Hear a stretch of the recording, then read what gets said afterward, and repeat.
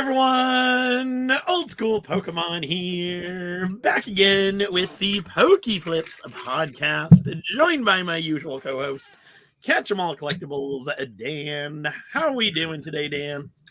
I'm doing very well. How are you? I'm doing good. Excited for Temple Forces tonight. That's gonna be a good one. I was a little worried because I did my whole order with Southern Hobby this time. I didn't do anything through Mad Al, and that's kind of what I want to do moving forward. Is get everything through Mad Al, or no, I'm sorry, everything through Southern Hobby, and then use Mad Al as a backup. But the one downside to Southern Hobby is they never mail my stuff until Wednesday, and I get it Thursday. So it does not give me much time to break everything down. So I was worried I wasn't going to be able to finish that last night, but I did. So we're good to go for today. Why didn't you do just a little bit with Mad Al, just so you get that earlier batch in? Just trying to up your relationship, up your allocations. Yeah. I want to, because I don't like Mad Al. So I want to get bigger numbers through Southern, so that way when we actually get good sets, I can get more from Southern. I think I got my. Sometimes I say the name, sometimes I don't. I don't think it's that big of a deal. I think I got my GTS on Wednesday. No. Yeah, I got my GTS on Tuesday, I think, and then I got my Mad Al. I actually got a pallet from Mad Al on Wednesday, and it was my furnace actually went. The furnace didn't die completely, but it's had periodic issues over the past few winters, and every year it's something else. It's like eventually you think you're gonna fix a part, and then it's just gonna last for a while. It is 20 years old though, but now it's 2 days old. I put a new furnace in on Wednesday. The pallet was supposed to come Thursday originally, but then it showed up same day. A lot of stuff going on in the driveway. It was a big mess, but I have mine listed on eBay. I contemplated, but I have so much stuff to do this weekend. I actually have a Stein convention that I'm doing tomorrow morning, which maybe we can talk about a little bit. Maybe we don't have to talk about. Maybe I'll make my video Monday. One thing I thought about doing, I thought about doing like a vendor POV video and then just have it be like a Stein convention instead of a Pokemon card convention. The reason I'm saying it is because I'm not going to actually do it. It would have been really funny, at least to me. Probably would have had a high click rate and then a high click off within 5 seconds rate.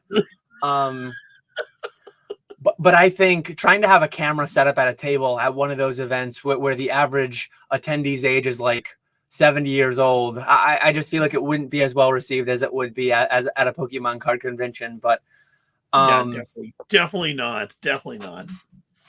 Anyways, yeah, I thought about doing Temporal Forces today. I used to do them periodically through my whole website thing, live on YouTube, all that.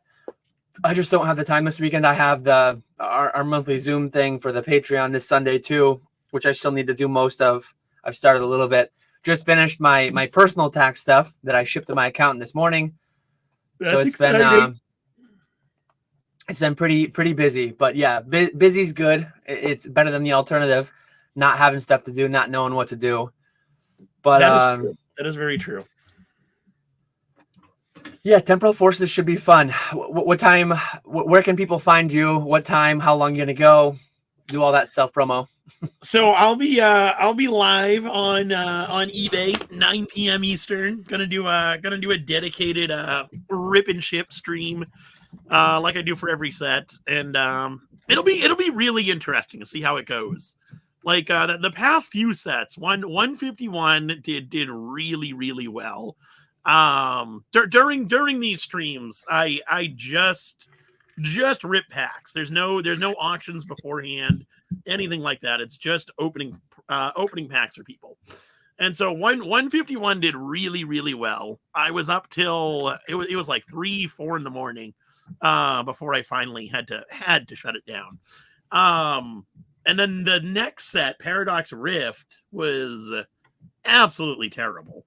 There was a good amount of people who wanted to open it, but it was still like I was done with the stream by one-ish. And then Paldean Fates was a little bit similar to 151, not as crazy, but there was still a good amount of rips for Paldean Fates. So it'll be interesting to see how Temple Forces go. Obviously, since 151, Paradox Rift, Paldean Fates, my following has increased a little bit on eBay. So with each new set that we get, I have more and more people in the lives. So it'll be interesting to see how this one goes. And then you're doing just tonight and tomorrow night? Are you going like an extra? You usually take Sundays off, but are you going to run that since it's a release weekend or? No, I enjoy my Thursdays and Sundays off way too much. No, so tonight will just be Temple Forces. Tomorrow night I'll do a normal stream. I've got some another shout out Saturday night, 9 p.m. Eastern on eBay Live. I'm gonna be doing like a higher end auction. So those I usually do that like once a month or so. And those are always an absolute blast. So I'll be doing that. And then back to some Temple Forces rips after all the auctions. And then take Sunday off like normal. Nice.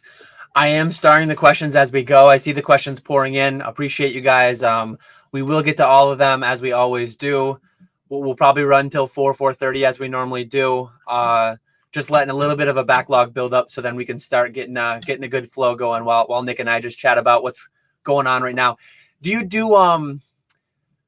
do just single, like how much is it for a pack, or do you do like they can buy an ETB, they can buy a whole booster box, booster bundle, or is it just like single packs or 5-10 pack lots? So I do single packs where you can keep all the bulk. I'm gonna price those at $4. Normally I'll do $5 for release weekend, but I want to get as much out as possible. So I'm gonna do $4 a pack. I'm gonna do 5 packs for $20, so same $4 a pack. But with those, I keep the bulk. You're just getting the hits and the hollows, and then there's a hit guarantee on it. And then I'll do booster boxes for $110, where you're just getting the hits and the hollows. I'm keeping the bulk. $120 if you want the sealed box or if you want the bulk. And nice. Then ETBs, booster bundles, all that stuff I broke down. I hate shipping ETBs. So I broke all those down. Hopefully some of the promos are gradable. Paldean Fates was absolutely terrible for grading that Mimikyu promo. Same with 151. I don't know if you've noticed. Do you do much with the ETB promos? They seem like they're a thinner card stock than normal cards. They don't seem as thick. And so there's like always indentations on them. Yeah, it's tough because they pack them right by like the markers and the dice and stuff like that. So yeah. I haven't graded any like in mass. I'm going to get back to it probably by the summer. Like I did a tiny bit. I actually hit the pristine on the Snorlax. Nice. I probably only did like 20 of the clean looking ones to CGC with that. None to PSA, none to BGS. But I'm gonna get back into my mass grading by this summer for sure. The nights are just getting to me. Like I am in I'm in the home stretch. About 3 months to go until the school year ends, and I'm feeling it for sure. Yeah. But yeah, I opened one thing of booster bundles. I think I got 70 booster bundles, which is just endlessly frustrating. Anytime I get like, I think GTS gave me 68 ETBs. And it's like, what do you got? It's like, give me 70. If you can do 68, you can do 70, or give me 60. Like keep the 8 and give them to someone else. I get so annoyed because I pretty much just sell stuff by the case quantity through eBay as of right now. I miss Troll and Toad Evo. Maybe someday I can sweet talk them back into letting my stuff come to them. But we'll see how that pans out over the next several months while I've been extended for what's there. But yeah, I sell booster boxes by the case. Once they get to a certain value, like I think I have 2 sealed cases of Evolving Skies and then maybe 6 to 10 loose boxes. Once the boxes are like 300, 400 plus, it's justifiable to break open a case and then to ship them individually. But as you were just saying with ETBs, the amount of air that you're shipping, the amount of like empty space, the cost to the value of the box. It's like it costs 20% of the item's value, if not 30-40% of the item's value to ship it. I mean, depending on where it's going. If you get one of those terrible Hawaii orders or something, yeah, that was actually one thing that for so long I've pretty much only sold slabs. I've pretty much only sold like slabs and ESEs on my thing. Now that I'm doing this ultra modern sealed, I had one guy from Hawaii buy like 20 ETBs and 4 booster box cases. And he's like, I see that you have free shipping. I worry a little bit for you. Can you actually do this? Can you like before he bought it? The guy was actually awesome. And I'm like, it'll be a good stress test. Why don't you do it? I'll ship regardless. I'm probably going to get wrecked, but I want to see how wrecked. I got destroyed on those. The shipping was like 100.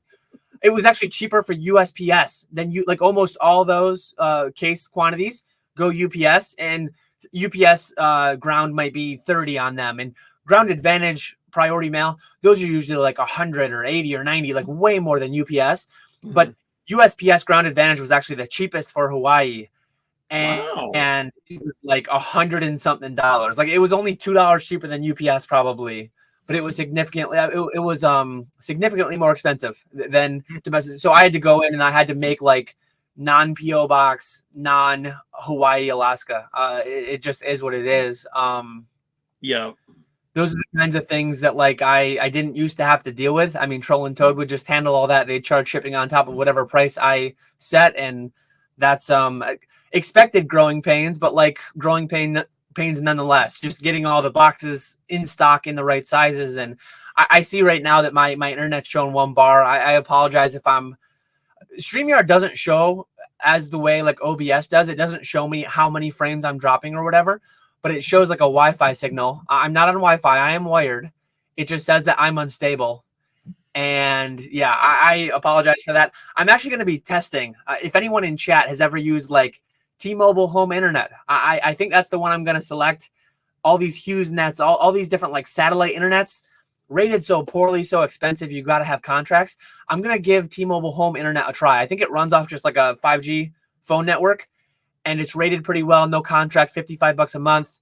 So I plan on having that in before the next PokeFlipz, maybe even before my next live stream. Maybe that will work better. Maybe it'll work worse, but I'm doing what I can out here in the woods.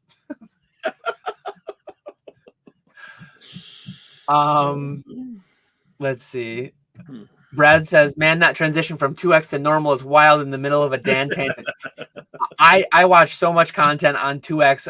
I was like 1.5x on everything, and then I stepped up to 1.75. 1.75 is my default. If it's someone like me that talks really slow, 2x easy. I'm begging for like 2.5x from YouTube. And then if there's certain people I gotta slow down to 1.5. Certain like actual proper YouTubers that talk really quickly. And but yeah, that come down on a live from 2x to 1x is pretty rough. You're in slow motion. Anything else to add before I start going back to the questions? No, I think we're good. Brad says, I'm about 3 months till the school year ends. Dan acting like he got to go to school with the kids, shaking my head. So I'm home with my daughter during the days. My daughter on PokeFlipz day, she goes to my mom. So she's over at Grandma and Papa's right now. But yeah, being with my daughter during the days, it's great and everything. More family time and all that, just with one though, not both kids. And then I'm working like between when my wife and my son get home till dinner, and then I do dinner with the family, and then I work till bedtime, and then I do bedtime with the family. And then I work till sometime between 11 and 3 a.m., depending on how much I have to do that night. And working some weekends here and there. Tomorrow working at the Stein show. And on that note, are you vending that, or are you just going? I'm vending it. I actually have. So years ago, if anyone is familiar with my eBay from like several years ago, it had Steins in the name. I used to sell coins and Steins and video games and all kinds of stuff. And for a few year period there, it wasn't always that, but yeah, it had Steins in it. And cards are so much nicer. Like shipping a card versus shipping Steins, it's pretty easy to understand that a big ceramic, I have my thing cropped right now, a big ceramic thing, there it is. So yeah, these big ceramic things, so much more difficult, so much more annoying to ship, so much more high risk of like breakage and all that. It's a beautiful thing not having to ship those anymore. But I still have, like, I think at my peak when I was flipping Steins, I probably had 300. And they take up a lot of space. So I probably had 250 to 300. As of right now, I probably have 80-ish. And I probably want to keep like 20. I want to keep all the original ones. Think of like WotC base jungle fossil. That's what I want to keep. I want to keep all the original characters that were in the commercials and all that. But these days, it's actually crazy. And maybe we'll get into it later. Maybe I'll get into it on my video on Monday.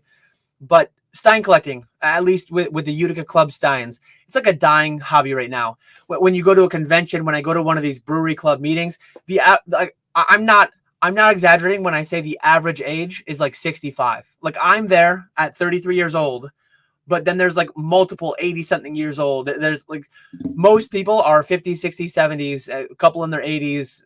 And there's no like younger people replacing them. Not many, nowhere near as quick as the older ones are moving on, right? Moving on in this sense, not meaning like finding a new hobby or something, but more of a morbid, like moving on into whatever's next. But I had to throw this one up from James. Do you think Nick sees he has to do a PokeFlipz podcast and audibly goes, ugh? 100%. 100% on any given day, but especially when it's release day, and he could be printing money right now on eBay Live, but he's live with us. So yeah, appreciate you foregoing eBay Live for us over here on YouTube, Nick.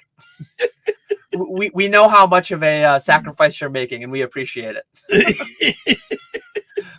And I figured I'd lead in. I figured I'd talk about the Stein convention tomorrow. I'm vending. It goes from, get this, dealer setup is 7 a.m. Ooh. So yeah, dealer setup is 7 a.m. The tables, I believe it's an 8-foot table. So picture the Collecticon table being an extra 33% wider. $10. The steep fee of $10 for a table. I think there's about 30 tables. So a lot more money is made by the convention, and the convention does not make much money, but a lot more money's made by just selling. Like, they sell a little bit of food, they sell some beer, they get a couple kegs, and then they sell a couple bucks a beer or whatever it is. And I think they do early bird. They have like a VIP type window, a 1 hour window where it's $10. So same as vending. Early bird is same as vending cost, and all the best deals are scooped up in that first hour because it doesn't take long. One person can see the whole convention in about 30 minutes. You can go, and a lot of the best deals are done vendor to vendor before anyone else can get in. But that's why the early bird gets in right when the vendors do, because I think that was actually a criticism years ago. It used to be the vendors only for the first hour, and vendor to vendor, all the best deals would be gone. And certain people that wanted to just buy, they'd buy a vendor table, leave it empty, so that they could just be in there buying all the better deals. So they opened up early bird to be in there while everyone else was setting up. But yeah, my most expensive Stein, it's crazy. Some of the ultra modern Steins are like $500+. I think a couple are even like $1,000, because what happened was the original Schultz and Dooley from 1959, they made 1,500 sets. You can imagine ceramic mugs that are going on, 65 years old. High attrition. A lot of those have broken over the years. There might only be 700-800 sets of the original Schultz and Dooleys left after all those years. But the new ones, it's not as popular. They're made in China now, way cheaper quality, and they have nothing to do with Schultz and Dooley. They made like snowmobilers. There's a blue snowmobile. They made 150. I think it's still the most limited one they've ever made. They've actually done a little bit of serialized for some of the anniversary ones. Serialized being like a Sharpie number on the bottom of them. But yeah. I don't have any of those anymore. Years ago I had them and I sold them for several $100s. Now they're over $1,000. I think the most expensive one I have is maybe $200, like nothing crazy. I have a couple like little bits of old advertising from like the 30s, 40s, 50s. I probably have a couple pieces in the multi-$100, but most of my stuff, like most my Steins, are going to be $25 to $50. a lot of space to take up for not a lot of inventory. My entire table might be worth, like, my buyout price might be $1,500 or something, but it's literally a 20-minute drive, $10 vending, no hotel, no airport. I think since I'm a vendor and I'm in the club, I think I get the beers for free. So there's good value there. That's good value right there. That's very good value right there. But yeah, I won't turn this into Schultz and Dooley flips. Let's continue on to PokeFlipz. What made you want to do this? Because you haven't done. Have you done one of these recently, or what I have heard this on? I haven't done one since pre-pandemic. So I had, I moved like right before the pandemic started. So when I moved, a lot of that stuff got unearthed, but then it kind of like got buried again. So a lot of that stuff got buried, and in front of it, I put like the more important, like Pokemon stuff, the more valuable, more important stuff. I am pretty much through. Like, I can't say that I've gotten through everything. I can't say that I won't find a random gold star, a random like multi-$100 booster pack in one of the 5-row boxes. But I have gone through in all my areas of storage. I've gone through everything, at least like first pass. There are no like large items that are missing me. No booster boxes, no booster kit. Like none of those things are passing me by. Individual cards, individual packs, absolutely, because I haven't gotten through like fine-tooth comb of every monster box. But yeah, so having gotten through all the Pokemon that was in front of it during the pandemic, during all that, during the past several months, now I'm to it's like I didn't realize I had this many Steins left. And I haven't vended in so long. I think a couple of years of the conventions got canceled with the panorama, as Retrospecs calls it. But yeah, so it's a combination of I'm finally back going to the meetings every month. Well, I went to one a few months ago, and then they left me off the email list. I think some have happened, some haven't happened, but hopefully I can get to the future ones more regularly. But yeah, I just want to clear out like 50 to 80 Steins. We're talking like the real estate that could be taken up by 80 Steins is almost like half a pallet. Like if you want to do it in terms of Pokemon, like instead of 80 Steins on that half pallet, wherever it was sitting, I could have a couple hundred booster cases. So when you look at like the value, yeah, like when you look at 80 Steins that might be worth $2,500, that's taking up the real estate that I could have $50,000 or $100,000 of ultra modern sealed or whatever I want to have there. So yeah, it was about time to get caught up with it. So yeah, I'm going to start from the beginning. I see chat is pretty active, but we're going to start at the beginning. I'm going to try to flow through the questions and try to link all the ones that are related. But Retro's being wild over here. If you guys, Z, Rusty, and Charlie, are top 5 of the previous generation, who are the top 5 new school flippers? I don't know that Nick and I belong to be in the tiers with Rusty, James, and Charlie. Obviously, James isn't selling his own stuff. He's doing consignment, but he's doing 1,000 cards a week. I'm doing maybe 100 a week in total. Charlie is like one of the ones in the shadows. You don't really see like a direct eBay with his name on it, but like just know that he's doing a lot of stuff in the background. He's moving a lot of stuff. Rusty's there. Rusty's doing way bigger things than either of us. I appreciate the sentiment, but who are the top 5 new school flippers? I have no idea. I'm pretty as far as like the content that I consume, the people that I follow, the things that I see. We definitely have a bit of our own like bubble of people that I interact with, people that I hang out with, and I don't know who the new school people would be, but I would highly question your top 5 list. One including Nick and myself, and I'm not even sure if the other 3. Depending on how, speak for yourself. I consider myself top 5. Depending on how far you want to go with it, like are you talking one-man operations? I mean, Nick technically is no longer Russ. I mean, Charlie's not a one-man operation, but so yeah, depending on how far you want to open it up, it's like we're nowhere near the likes of some of the big like P Football P and just all different avenues, all different venues that we take. But do you have anyone on your short list for the top 5 of the new school? To give an actual answer, unlike some people over there. just from like the people that we don't know P Football P. We don't know any of the like massive sellers. So from our circle, I would say I'm gonna go Weedle. I'm gonna go Retro, and then I don't know if he's talked about it, but Walrus is actually doing some big things in the background. So if he's able to get that off the ground, I think that could be really big too. So I'm gonna give a top 3 list as those 3. I will put the stamp of approval on your list. I like it. I like it. Speaking of Charlie, did you see his Facebook post the other day looking for the peelable dittos? It's wild how like far back he goes for he wants to buy a bunch of the peelable dittos, and it's wild that he's just going after those now. I was surprised. I didn't even see that. I'm on.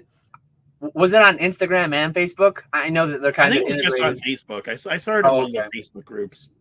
I do more on Instagram. I do less on Facebook. The way that I have my Instagram set up, but I know he has I think he has a personal Facebook account. His eBay or his Instagram's a little bit more business. I didn't see that though. How many was he trying to buy? Like 1,000 or a couple thousand or something? Usually he just said he wanted to buy quantity of the peelable dittos. Probably any quantity. Yeah. But no, I didn't see that. That's interesting though. I'm in the area of the chat looking for more questions. Brewery club meetings, isn't that just the bar? Dan the Last Stein collector confirmed. One thing that I contemplated that I might end up doing, because not many kids end up, as you can imagine, at a Stein convention, but or not even a convention, a trade show. A trade show is what they call it. But I might bring a couple boxes of Temporal Forces and just sell like $3 packs or whatever. Like just sell them. That could be a good idea. Price them to sell. I'll probably get in trouble with some of the parents or the grandparents, whoever has the kids, because like the kids will just be begging them for it, and like, why the hell did this guy bring Pokemon cards? Like, last thing I would have expected, having to have my kid beg like they do at Walmart, like they do every time we go somewhere else. But maybe I'll do that. We'll see. Let me. Nick literally losing money not on eBay Live, listening to Dan talk about Steins. I know we talked a little bit. Put up with it's ridiculous. I know we talked a little bit pre-stream about the day streams. If while I look for more questions just to get the queue more filled up, anything to share on your little experiment? How long have you been doing the live streams? How have they gone? What are your thoughts? Yeah, so I think this week was was it my second or my third daytime eBay Live? It was one of the two. I think it might have been my second one. Possibly my third. But anyway, the daytime lives, I started doing 2 p.m. Eastern, Wednesday afternoon. And because I want to start running more cards, and I really can't add any more cards at night. I don't want to go back to doing 6 nights a week. So I figured this afternoon stream, just doing the auctions, would be a good idea. And it's going well, but in a way it's also like it's starting from scratch again. I have my kind of core audience, but obviously not all of that core audience can come in during the daytime. Because believe it or not, there are some people who actually work during the daytime. So those streams are definitely where the deals are. The nighttime streams pricing is usually really good, but during the daytime stuff can go really, really cheap. So I do want to continue doing it to build that kind of daytime audience, but it is tough going from having that really good viewership, really good pricing at night, to during the daytime having a lower viewership, having pricing be hit or miss on certain cards. So it's not going to be as quick of a process as I thought it was going to be. It's definitely going to be something that takes time to build up. Mm-hmm. Makes sense. Yeah. So we got quite a few a handful of eBay type questions, which I'll start there. So J Rob the Collector says, question for you guys. I started selling cards on eBay back in December 2023, and I've got the basic store in February. I've been listing around 20 to 30 cards a day on average in the past. Yeah. In the past month, I've sold around 10 to 15 cards every day. Would you recommend continuing to list 20 to 30 a day, or would you increase it? Thanks so much. A lot of it comes down to what you have, right? Like if you can keep up with 30 a day every day for the whole year, and they're all quality items. I mean, doing the quick math on that, that's a little over 10,000 items. If you have over 10,000 quality items that you can take good pictures of, make good listings for, like I would not worry so much. And you never know how many people do this and how many people don't. But I think one thing that people have gotten a little bit like over focused on maybe is I need to hit that 5, 10, 20, 30, whatever the numbers, I need to hit that every day. And if you're just like throwing crap out there to satisfy the algorithm, that's not really doing anything good for you. But showing that, saying that you're doing 10 to 15 sales every day, like that's pretty good. So keep an eye on your total listings. Keep an eye on like whatever your intended sell-through rate is. As long as you've got the quality stuff, I would say keep listing it. But more important than how many items you do per day is just the quality of the listings and the overall sell-through. If you like, in its most simplest terms, make eBay money, they will help make you money. If you make a quality listing that sells quickly and makes them that final value fee, they will help you out. Like they will. And to the most extreme example, if you get to the point where you sold for years and years and made them a ton of money, that's when contracts come in. That's when all these different things that they can do feature you. I mean, Nick gets push notifications on some of his eBay lives. So yeah, make them money, they'll make you money is like the short way to say it all. Yeah. I think that's the biggest thing. The quality of the listings, sell-through rates, that's important. I got caught up in your lies about listing every day. Last year. I did that for about a month, and then it quickly fell off. I've always just listed stuff when I had it. Or when I so like I'll sort through a box, get it all ready, get everything scanned, and then I'll list everything at once. I don't like to space stuff out. So I just list stuff as I get it. I don't worry about hitting a certain number every day. And now that Walrus does all my listings, he normally works a lot better on the weekends, so like Friday, Saturday, Sunday. And so I'll send him scans Thursday, Friday, and he'll get everything listed Friday, Saturday, Sunday. And then during the week, there's really not much new stuff going up. But it seems to be working well. Still getting a decent bit of store sales. It's really, it has fallen off a little bit because I'm not going in there adjusting pricing, doing sales, anything like that, where my focus is just on the lives right now. But yeah, I think I wouldn't necessarily worry about having to get a certain amount of items up every single day. As long as you're not going months without listing anything new or refreshing your listings or anything like that, I think you're good to go. Yeah, I think like in a perfect world, say your number's 20. In a perfect world, you would just get 20 items every day and you would list those 20 items and you would do 20 every day. Like I think 20 every day is probably better than 140 that one day only on Sunday. Just because those emails that eBay pushes out to all your followers, like instead of getting one on Sunday saying, hey, your favorite eBay seller has 140 new ones, they'll get 7 emails, and it's just that much more likely that they see one of them. So I think it's better to do the daily. But like if you're going out of your way, if you're having a bad time because of it, like what I did last year, just because I had never done it before, I actually did list every day in 2023. In 2024, though, it's like it wasn't worth the effort, and I've changed my habits. I'm not listing as much of my own stuff anyways, but I'm probably still listing on average about 5 to 10 items a day. It's just I'm tending to do them more like, hey, the eBay vault just landed. There's 80 items in there. I'm not going to make consignor cards wait to potentially please the algorithm. Like I'm going to list those all immediately once they become available. So I just list more like once or twice a week in batches of 10 to 80, like depending on what's going on, depending on what I have. I think that's the better way to go. J-Rob wants to know what scanner you use for singles. It's a Fujitsu. I forget. I'll pull it up. If you're in a Discord anywhere and you search Fujitsu, you'll probably find like 5 people that link the same one. I think most people have the same one. I think there's a lot of YouTube videos out there around them too. I still haven't gotten one myself, but I intend to at some point.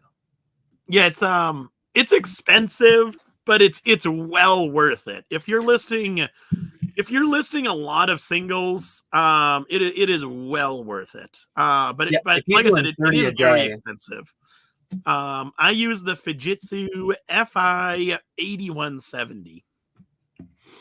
Yeah, that's a common one that I've heard about. I'll probably later this year at some point, I'll probably get one. I just don't want to get another new thing that I have to take some amount of time with right now. And but at some point I definitely need one too. Though I do try to do more. Like one thing that's on my radar right now in the coming month or two, TCG Player Direct. Not just Direct either. TCG Player Direct store your products. It's like a very light version of Troll and Toad Evo. It's nowhere near the same. It won't take graded cards. It won't take sealed product. It won't take anywhere near the amount of stuff. But it's something, and it's something that I've had on my list for months to look into. Well, over a year to look into since this whole Troll and Toad Evo thing went down.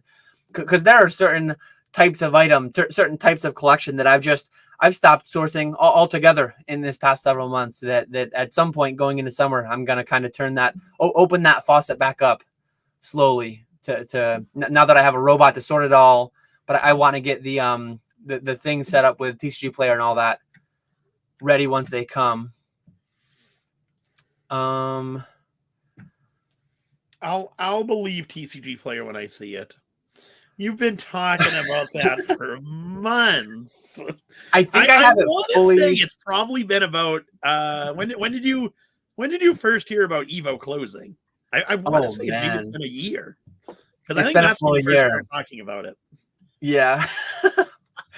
It's been on my radar, but the thing is that like before, so I heard in February or March last year that Troll and Toad Evo starting in September was going to stop taking stuff from me.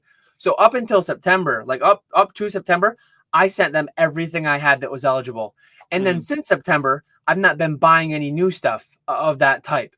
So I haven't had like too much urgency to do it, but I really need to do it at some point soon. And honestly, like the way that they do it, they do like, you can't send anything and everything. You need to have a certain value. You need to have a certain like average card value.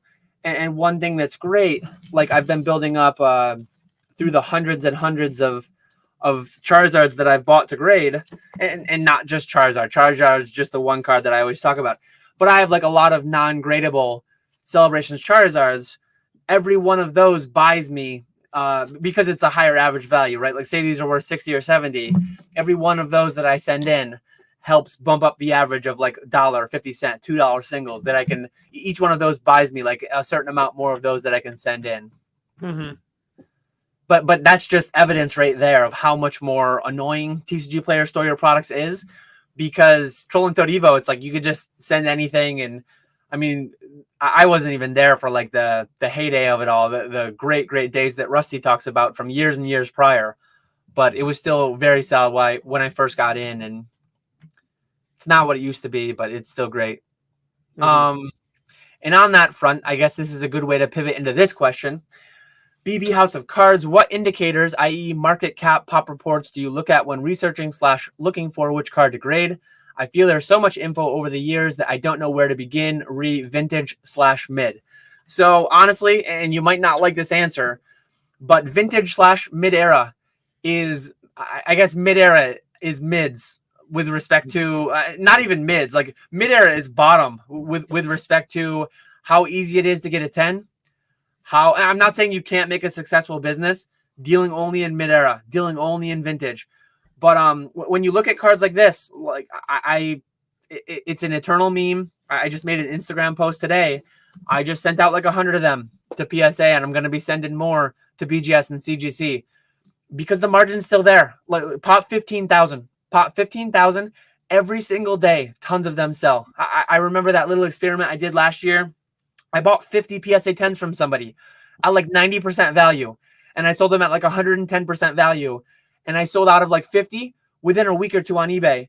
I think every time I say it, I probably say like a little bit more with a little bit shorter duration. I think I sold out of about 30 of my 50 within a 2-week span, and the price went up during that 2-week span. So depending on, is this your main business? Is this just a side hustle? Like absolutely, you can niche down and you can do only what you want to do, only what you enjoy. But like ultra modern is ultra liquidity. It's ultra sell through. It's ultra a lot of good things. There are definitely a lot of cards though you got to watch out. And more to like the meat of your question, I look at TCG Fish. I look at PokeData, Pokemon Price. Pick your favorite website. There are so many great websites out there now. The main things that I care about is how easy of a 10 is it. I don't want an uphill battle. I want to buy 100 of a card, 500 of a card, and then grade a bunch of them. And if you want to peruse through eBay, if you want to look at front and back scans meticulously, that avenue's there too. But I just try to be where the liquidity is and be where they're going to be easier to grade. So yeah, I look at I don't care about the pop. I just want a high 10 rate. I want something that's going to be highly liquid. Look at Moonbreon. James, the NG Emporium, just made a video. That card is crossing $1,100 right now. 10,000 pop. The market wants more. I'm not saying like buy and invest in these cards. I'm saying buy these cards raw, near mint, in high quantity, grade the gradable ones, sell the grading misses, and there's good money to be made there. It's not like it was a couple years ago. It's not like it was a year ago, but it's still great on a lot of these cards. So those are my ideas. What about you? Yeah, I just go for the popular cards. Like popular cards, popular Pokemon, cool arts, just whatever kind of stuff. Like recently I graded the start, like Bulbasaur, Charmander, and Squirtle. I just got a submission back of those from the Japanese special EX deck where you get the illustration rare Bulbasaur, Charmander, Squirtle. They also had like non-holos, just like common cards of the starters. And so I graded a bunch of those with CGC, and those have been doing well through the live, selling them as like a set of 3.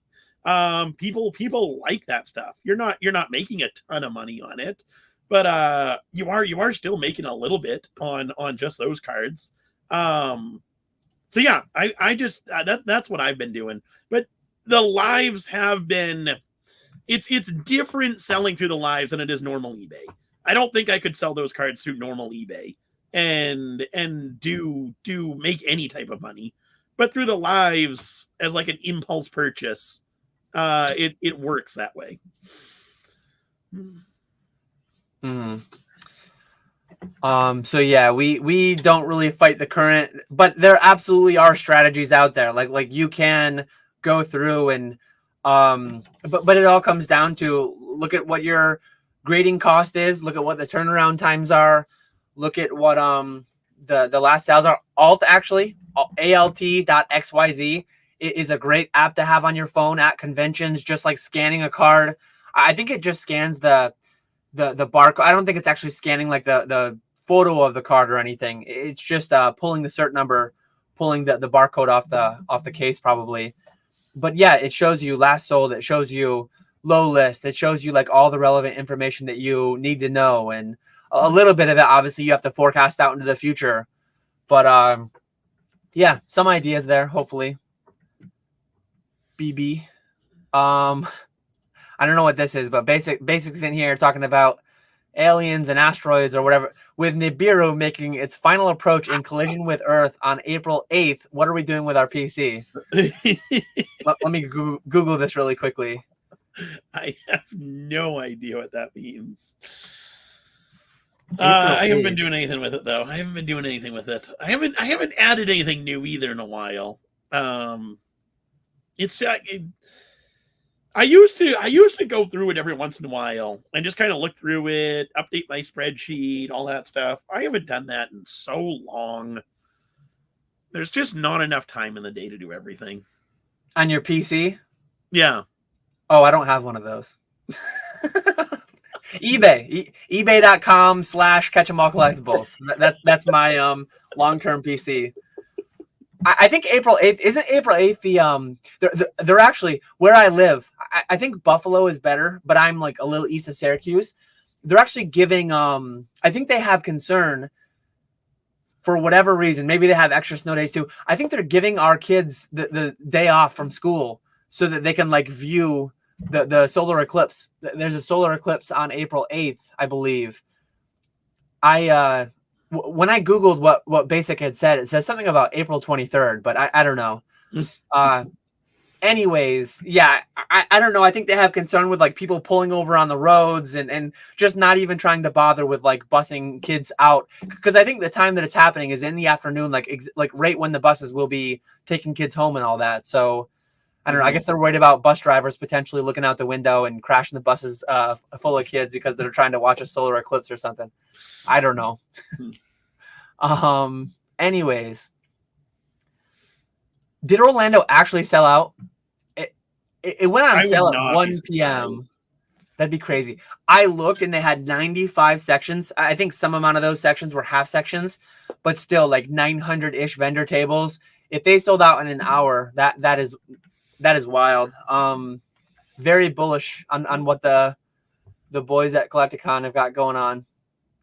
Orlando's a super popular one too. I wouldn't be surprised. Are you going? I know you're not vending. Orlando, no, I don't think so. I don't think so. I am gonna do Kansas City the end of June, and then it'll be New Jersey, Charlotte, and Chicago, and then maybe the Houston or whatever Texas one is at the end of the year.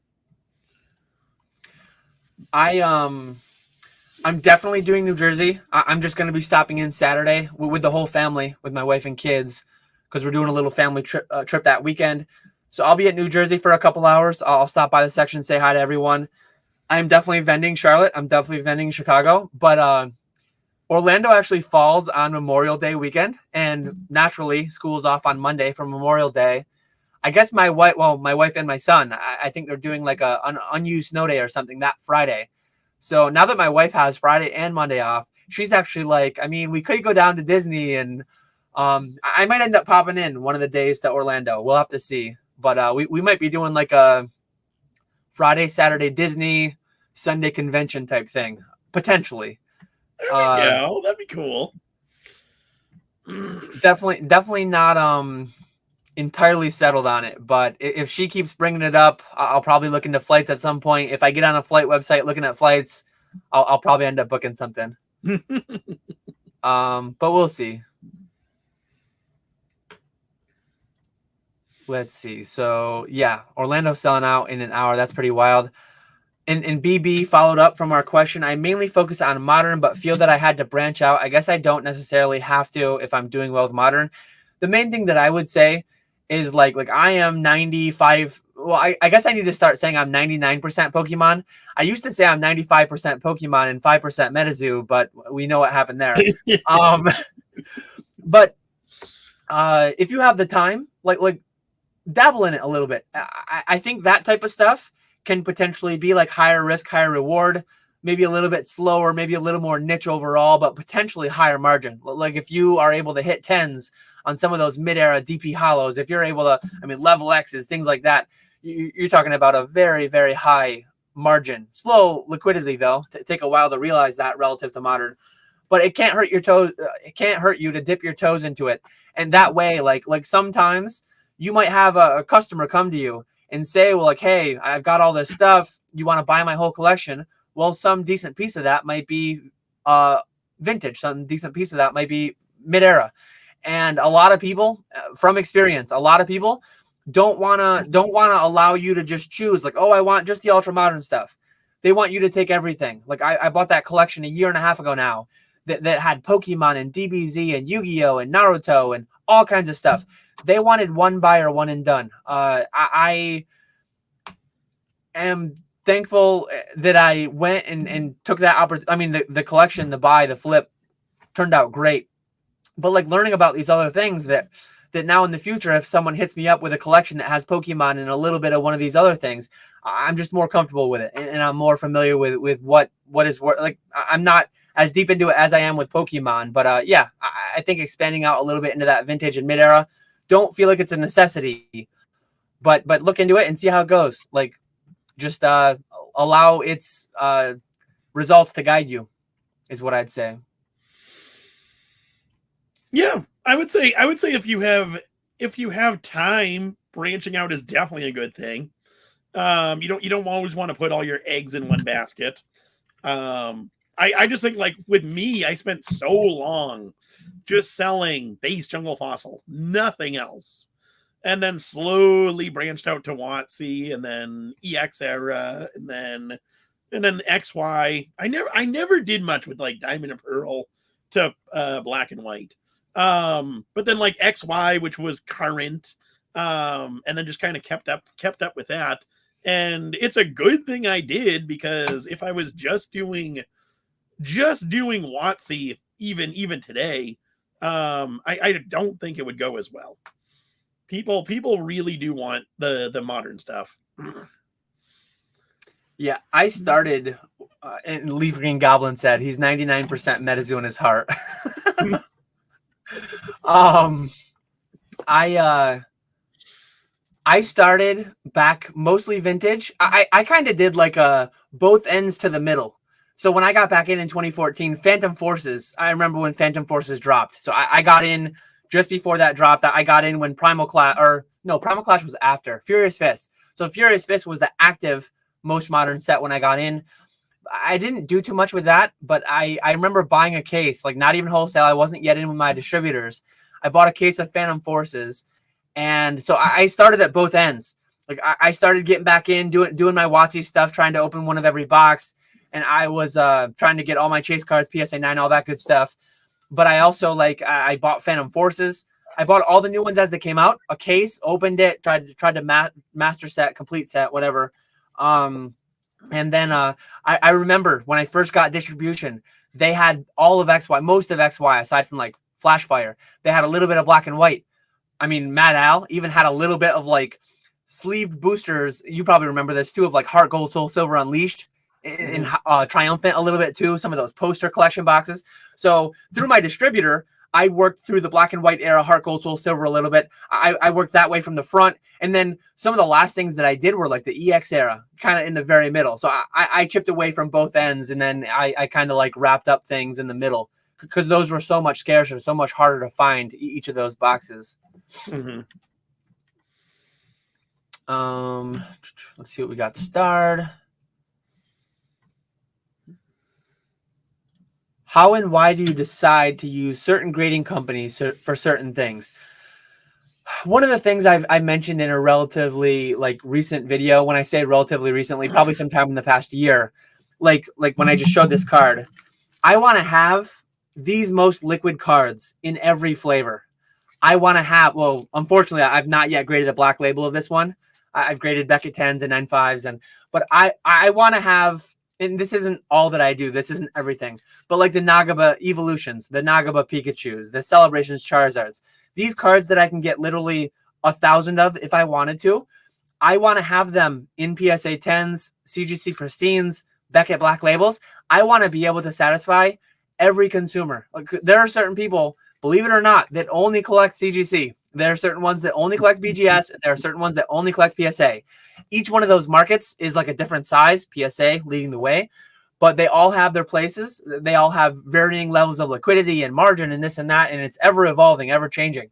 But yeah, I do a little bit of all of them. I think they all have application.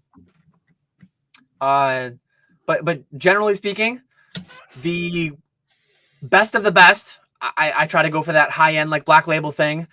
PSA, some people don't like to hear it, but they are the easiest 10s out of any of the three main companies. Generally speaking, absolutely, there are CGC 10 vintage cards with a print line that wouldn't have got a 10 at PSA, But look at a lot of PSA 10s. They are not PSA 10s either. Blah, blah, blah. Grading, all that stuff.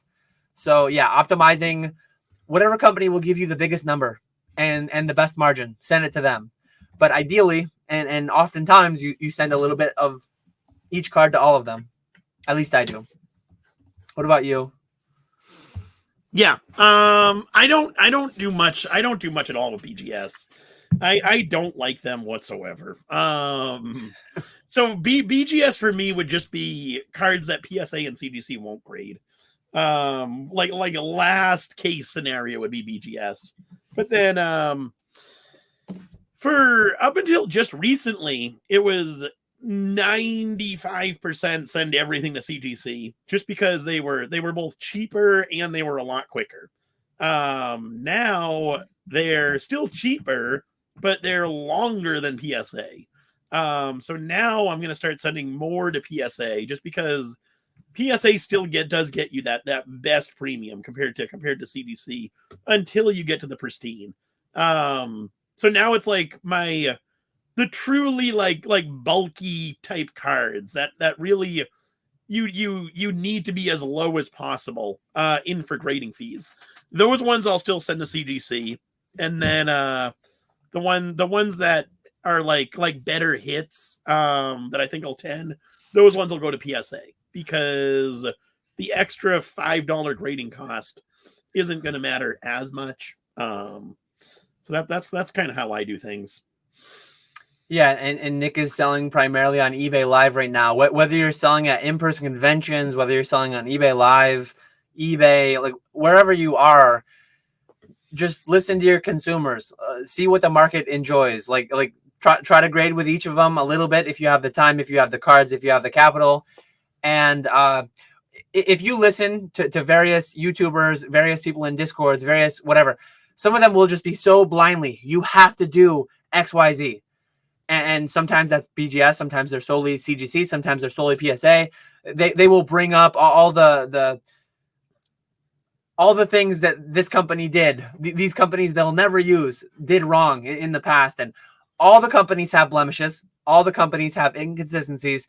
All the companies can make you money as a business in this space. So I would say stay open. And yeah, you can choose to only go with one. And Nick only goes with 2 of the 3 that I go with. And I've had thoughts over the past years. And there were, I know like PK talked about that little window in 2020, 2021, where he was using like, I can't even remember which alphabet soup that was, but there have been periodic times where like there's other plays to be made too. So because PSA and CGC and BGS were like multi 1+ year backlog, and I think he snuck a bunch of like just absolute junk through one company, and eBay was eating everything up for margin. So but yeah, it's and shout out to like GemRate. There are great companies out there, great websites out there, great Instagram accounts out there that like track all the different service levels that are open, and the rough turnaround times, and how many are being graded by each company, and this and that. But overall, PSA dominates. But there are certain niche things that can be done with CGC and BGS, certainly. So Benjamin Coates, do you guys think Wild Force, going to pivot into Japanese here for a little bit, do you guys think Wild Force and Cyber Judge are good boxes to buy and hold? Some great hits in there, and I can currently pick them up for 32 each. I'll let you go first here, because I've been taking them all so far. Your specialty, Japanese.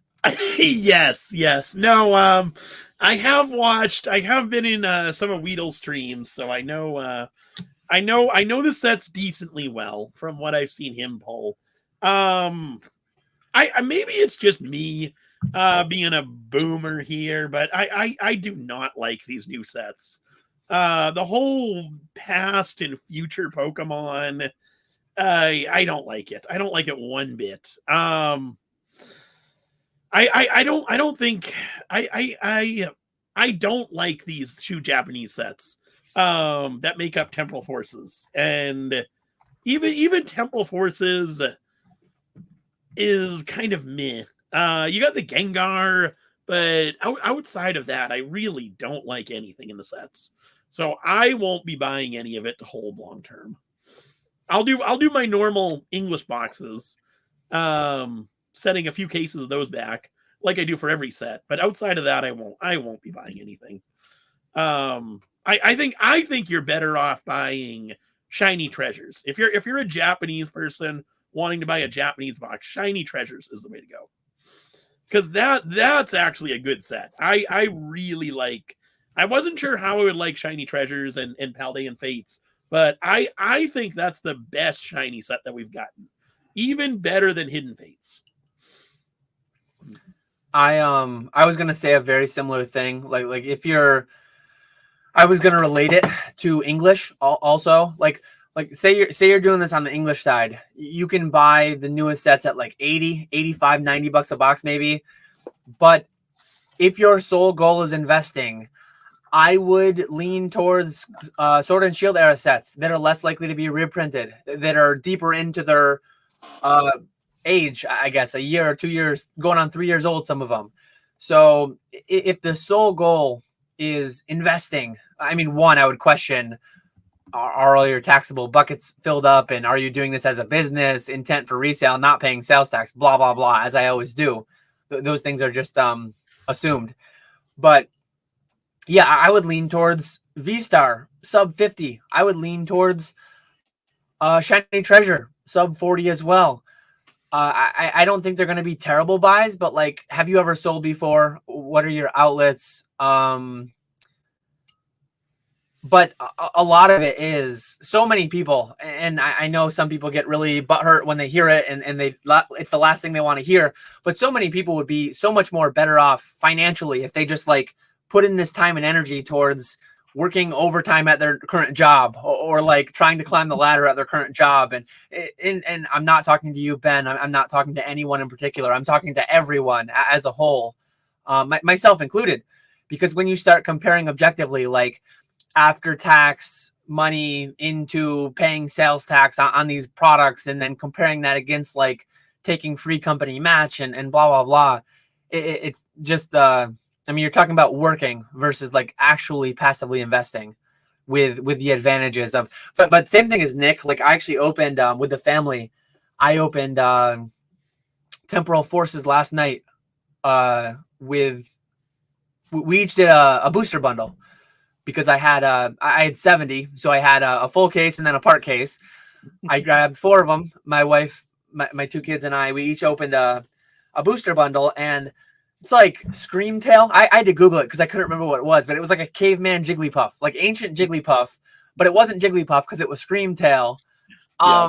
It's like I mean, Jigglypuff's cool and all, but like caveman Jigglypuff, I could go without. I'm not a huge thing. We got Dinosaur Raikou, and we got all these things going. Like, it's not really for me, but obviously the franchise, everything together, the IP feels very strong.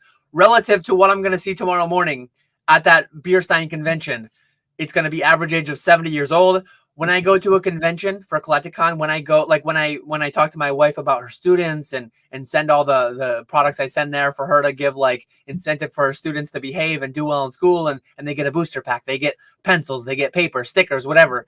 A lot more interest in the younger generations in Pokemon. So I'm very trusting of them, what they're doing with it all, but it's not really for me either. So like I genuinely like the S&P 500 more. Like people say I don't want to do traditional investing because it's boring. I like that stuff more than I like Wild Force and Cyber Judge, to be honest. That's a terrible comparison. That's how much I think everyone would agree with you on that case. No. I'm not saying I like it more as an investment. Good set. I'm not saying I like it more as an investment. I'm saying I like it more in absolute terms. I just want to talk about and interact with the S&P 500 more than I do with Caveman Jigglypuff. That's what I'm saying. Not even as an investment, just as like as a hobbyist. Like I'm more of a hobbyist of the S&P 500 than I am of Temporal Forces, I will say. Okay, well, what about, does the same apply like Sword and Shield?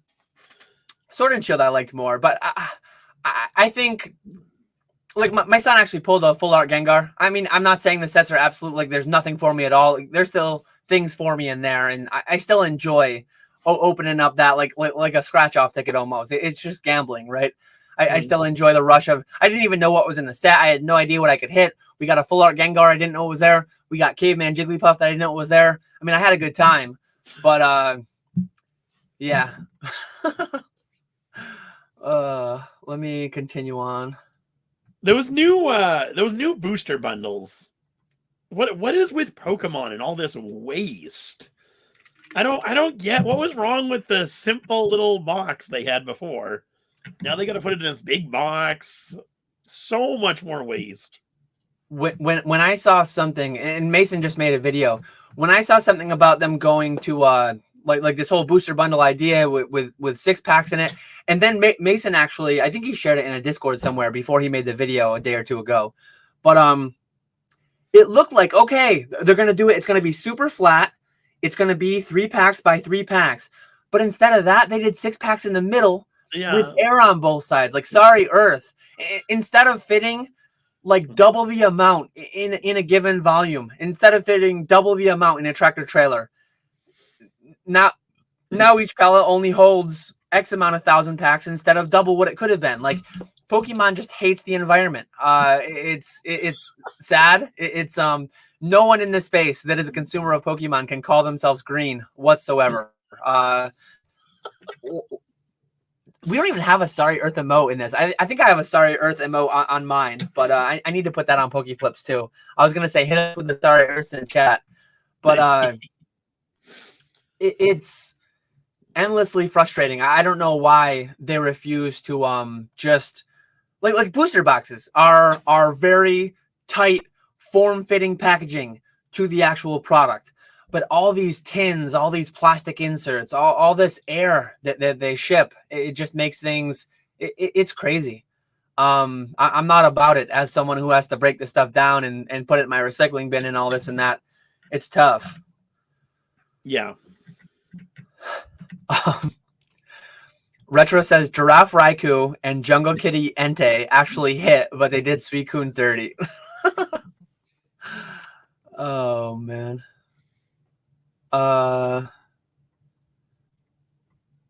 Okay, so I just want to make sure I'm not missing out on any Japanese talk before we go somewhere else with it. Retro says he's been loading up on V-Star, has a decent amount of shiny treasures, but you have time on that one. Ernesto, my internet's definitely, right now I'm showing poor connection. Am I coming through fine to you, Nick, or is it rough to you too? You get fuzzy every once in a while. Right now, you look good. Audio comes through? Yeah. No, audio works fine. It's just your picture that gets fuzzy every once in a while. Brad said you were doing a horrible advertisement for your... If you want to pull yourself some... what did Retro call it? If you want to pull yourself some Caveman Jigglypuff, some Giraffe Raikou, Jungle Kitty Entei, go check out Old School Pokemon tonight. So yeah, back to our original question. I think you'll do fine. I think if you buy these Japanese sets, as most ultra modern Pokemon has done historically, like there might be times where it goes sub retail for a while. It could be a couple years that you end up having to hold it. I mean, Evolutions was 4 years before the rocket ships took off. I mean, Crimson Invasion had a span before the rocket ships took off. Right now, all these Scarlet and Violet sets, they're not only sub English retail is 160. That's not that relevant, but like normally what they go for is like 100. Those boxes are going for 80 right now. Like these $32 Japanese boxes, they absolutely could go to like 20. I know it blows a lot of people's minds. Most people have only been in the space since Japanese boxes have been like 100 out the door. Don't forget, retail on those is like, I think the yen is weak to the dollar right now. I think retail on those is like this $32, $35. But don't forget, in English, we go sub retail significantly. Like Japanese stores, Japanese middlemen, whatever, they're not buying this stuff anywhere near 32. They're probably paying 15 to 20 or something. If retail's 30, wholesale is going to be like 20, right? So it probably could go down a fair bit from there, percentage-wise. But Do I think it will be higher and you'll have a decent compound annual growth rate year over year, 5 years from now, 10 years from now? Probably. I mean, I believe in Pokemon long term for sure. But if making money is the sole goal, and depending on how much time you have, like there are probably better alternatives, in my opinion, for sure. Both within Pokemon and then definitely outside of Pokemon.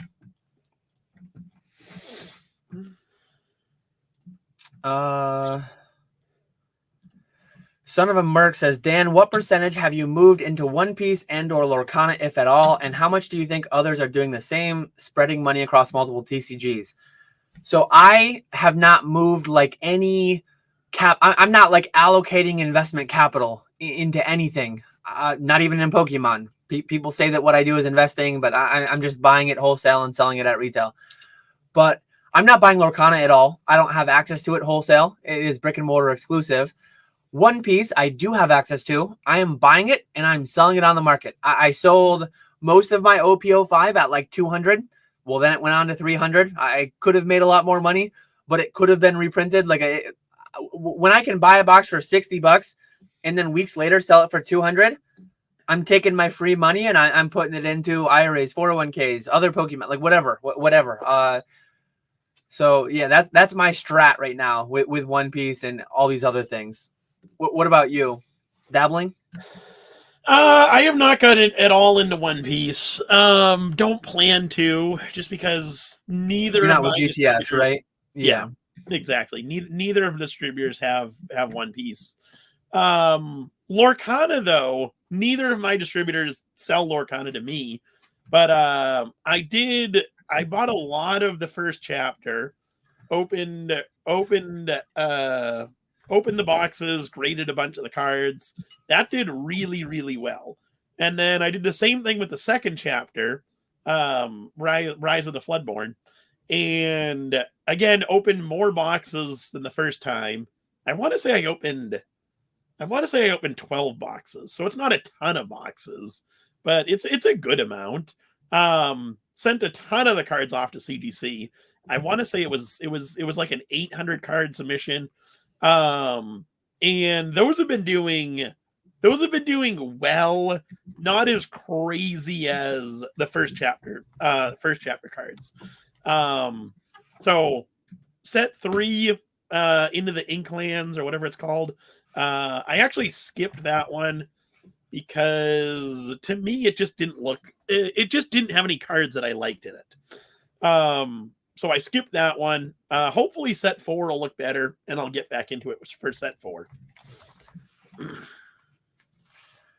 Yeah, Lorcana I just haven't touched at all. I like very nostalgic for me, Disney, and I just I've had a couple come through my hands on consignment.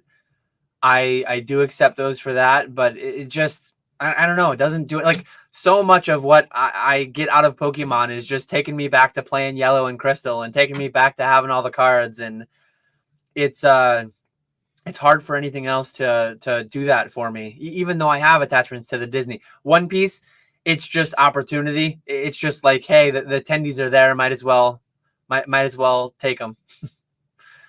And I'll continue to take all my One Piece allocations as much as I can get until it burns me. And I don't think it will ever it'll never burn me as bad as like as much as it's already made for me. So I'll be fine if and when it does. I mean, almost inevitably it'll burn me at some point, but oh, and Benjamin did say, don't worry, most of my money is going to the S&P. Okay, good. Well, I'm taking that one from Benjamin. I'll take this one from him too. What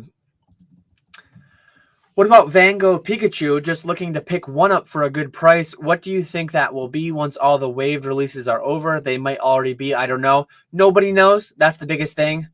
I think I made a prediction several months ago, back when they first came out. I think I took like a 1-year price prediction, just a wild guess. I think I said like $50 sealed and a $200 or $300 PSA 10 for like October this year, maybe. We might be on pace for that. Like, one thing, seeing how many I saw in Dallas, I'm surprised. Like, I'm looking up low list right now on eBay. It's like 90 still. I'm surprised it's held up that. No. Is it 90 for sealed? I'm looking at buy it now. I just searched sealed Van Gogh Pikachu. I guess I should look up gray felt hat. Because they're on Facebook for, I guess that might be right. I see you can 84. find them 75, 80 bucks on Facebook. So I guess that might be right then. I see 84 from STF Gaming. It'd be surprising if that was the cheapest one. They probably go cheaper at auction. But he doesn't have Van Gogh in his title. Put Van Gogh in there. Come on, man. eBay though is really rough lately. eBay does not like. Sometimes you need to click extra buttons to just search what you want to search. They're like, oh, we optimized your search results. I don't like that. I don't know when that started, but I don't like it. I don't like it at all. It's probably good for us. It's probably good for us who have very long track records selling on our accounts for years and years with thousands and thousands, tens of thousands of feedback. It's probably not great for a lot of the smaller people because you need to click that extra button and then your low list goes down a ton because it's a lot of those like other sellers, maybe not titled quite as well, but eBay search is like not very consumer friendly. I think it's more like big business friendly, which not that we're big businesses, but like bigger in the space than the average eBay account. Yeah. But I would have guessed it would have gone a lot lower. To me, I mean, if you have 90 bucks, if you have 80 bucks and you enjoy the card and you really don't want to miss it, I feel like the downside, worst case scenario, this could be a $10 card. I don't think they'll print that many, but they absolutely could print a number where this was a $5 or a $10 card. It doesn't seem that they will, but I guess the downside is that they could go, you could buy it today for 80 and it could end up being 40 or 50 in a few months. It could end up being 20 in several months if they just hammer it all year. How much is that going to hurt you? Are you going to be like destroyed by that? They could also be 150 by summer. I think both of those extremes are like 20 or 150 for sealed by the summer. Either one of those would like mildly surprise me. Which one's going to hurt more? Will you be more annoyed if you lost 70, lost 60 by buying too early and then it went down? Or would you be more annoyed if you had to fork over an extra 70 in months or years because you waited too long and the price went up? I don't know which one's going to happen, but like both of them are pretty plausible. And this just comes into the, like, if you're making a play, if you're trying to buy 1,000 of them and make some like massive play, you need to think more and you need to be more concerned. But if you're literally buying one and it's like plus or minus 50 bucks either way, like I'm not trying to downplay, 50 bucks is not like a nothing amount of money. It's something, but if 50 bucks is that much to you, and this is not like to get too deep into this whole morality and these conversations like Basic has had about canceling orders when people say I'm going to wait till my next paycheck. But if 90 bucks is so much money, if 50 bucks is so much money to you, do you really need a $90 Pokemon card is the question I would ask. And again, this is not to Ben, this is to the entire market as a whole. Mm-hmm. I will say I am officially invested in the Pika and Gray Felt hat. Got my got a nice little pristine 10 that I bought off of Walrus. Nice. So I'm officially part of that market now. I think what was that? Or PC or investment? Investment? No. I saw Vandy's in Dallas. And it looks so good. That pristine 10 label with CGC with that card, it just looks so good. I love that card to begin with. I think it's a really, really good artwork. So after seeing his in Dallas, I wanted to get one. And Walrus graded one. And so I bought a bunch of stuff off of him. And that was one of the cards that I bought off of him. But that's for just to put on a shelf and look at. If it was investment wise, I think it was way too early to buy that card. I think waiting would have been the play, but where it's something that it's cool. I like it. So I'm fine with that. But yeah, we've heard that there's possibly going to be one more reprint or another print of that coming soon. So in investing wise, buying a bunch of copies of that card, I think the longer you wait, the better you'll be. I know you talked about it. I was shocked with just how many of those cards were in Dallas at CollectCon. It was wild to see the amount of quantity just in that one convention of that one card. So I do think pricing is going to come down a little bit. I can't see it dropping.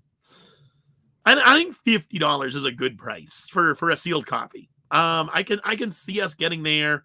I don't know how much lower, unless we get an absolute massive reprint, which could happen. But yeah, at some point I do want to buy a bunch of those. Yeah, the biggest thing is like nobody knows. Well, I mean, some people know, whoever at Pokemon is calling for the print runs, and maybe some amount of people at Millennium Print Group that are actually running the sheets through, but we don't know. So it's just guesswork, and buy some raw minty copies of some given card and grade them and flip them and take those profits and put them into that if you want it. But a card like that, regardless of price going up or down, this is a card that will always be available. This card for the entire rest of my life will be available on eBay. It's never going to go away. There are however many thousands being graded every week at this point. It's mind-blowing how many are out there. Yeah, Dallas was wild. I got 50, 60 in a trade. And I ended up selling a few to like the end consumer at 75 a pop. And then I bulked them out to a vendor that had bought 400 prior in the day. So yeah, there were thousands there just that weekend in Dallas. Yeah. A lot of them. Let's see. Brad G Card says, I got scammed by Ray today. And then Shining Cards and Collectibles, who's Ray, says, I scammed Brad today. So Ray is there to validate the claim that Brad made. Nothing wrong with a little homie scam. So yeah, my guess is by the fall, I'm sticking with my guess. I think there'll be 50 sealed, but don't come hunting me down if it's 150 sealed, because not as many came out, and somehow like no idea. Retro wants to know, and I'll let you take this first. What if I know this is a meme question, but what if the market cap of Evolutions went into Fossil Muck Unlimited PSA 9? Retro's trying to spec on the Retro. I mean, it's in his name. He's specking on Retro Fossil Muck Unlimited 9. It's actually funny how many, because obviously like you have Grimer collects. He's a big Grimer and Muck fan. He comes into the lives and he's always asking for Grimer and Muck cards. And the only ones that I ever have are like the Fossil. I have an endless supply of those unlimited Fossil Mucks, the holo card. And so I'll run those, and then a few times I'll get the tag teams in and I'll run those. And it's actually surprising. I don't know if it's a meme, other people just hopping on, but there's 3 or 4 people in my eBay lives who are big Grimer and Muck fans. I'd never met anyone except for Grimer that liked Grimer and Muck before, but apparently there are some fans out there. Invest now. Yes, it's gonna be going up. But if that did happen, my theme decks would be looking pretty good. I was just gonna say they are a theme deck, so part of the fundamentals is the fact that they are printed much more heavily than any of the other ones from the same set, because even though presumably all the holos are equal rarity in base set, Jungle Fossil, all the sets like that, even today, we believe all the alt arts are equal. But when they're in a theme deck, there's a lot more of them now. I forget if that one's the Bodyguard one or the Lockdown one. I remember the names, but I forget which one's which. I forget. Thanks, Retro, for the question. Good luck in your retro investing.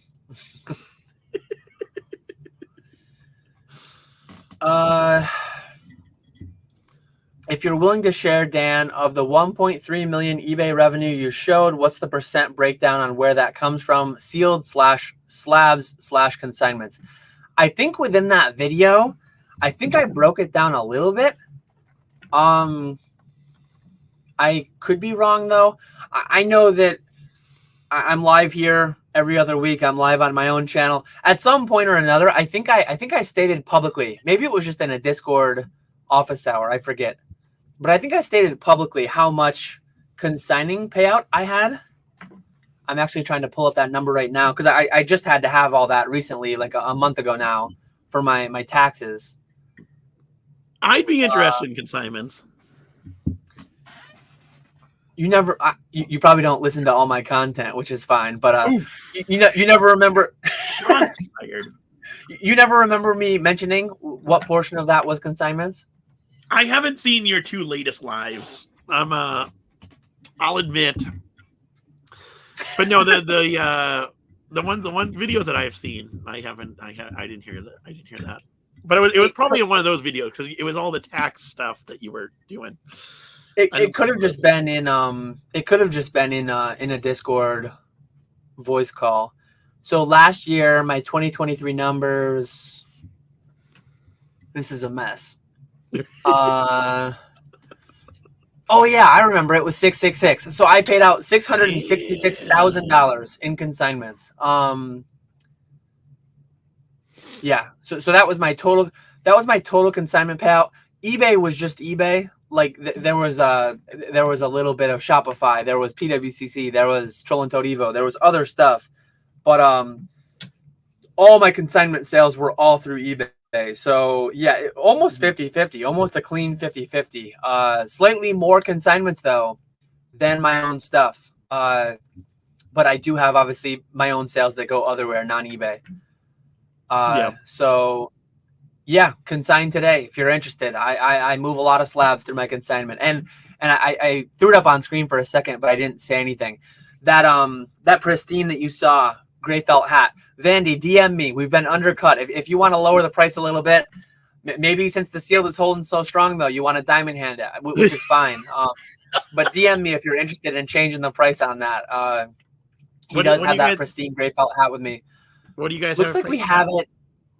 He went pretty high. Like he sent me with a number in Dallas that was pretty high, and it got undercut before it even got into the vault.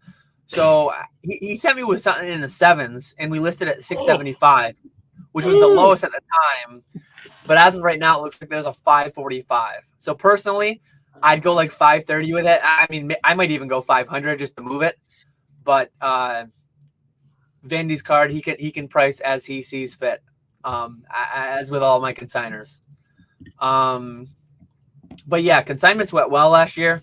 They were a big portion of my gross number, and 666. Hopefully pump that number up quite a bit for this year. One card being, I mean, Zach's PSA 10 base for his Charizard was $217,500 of that.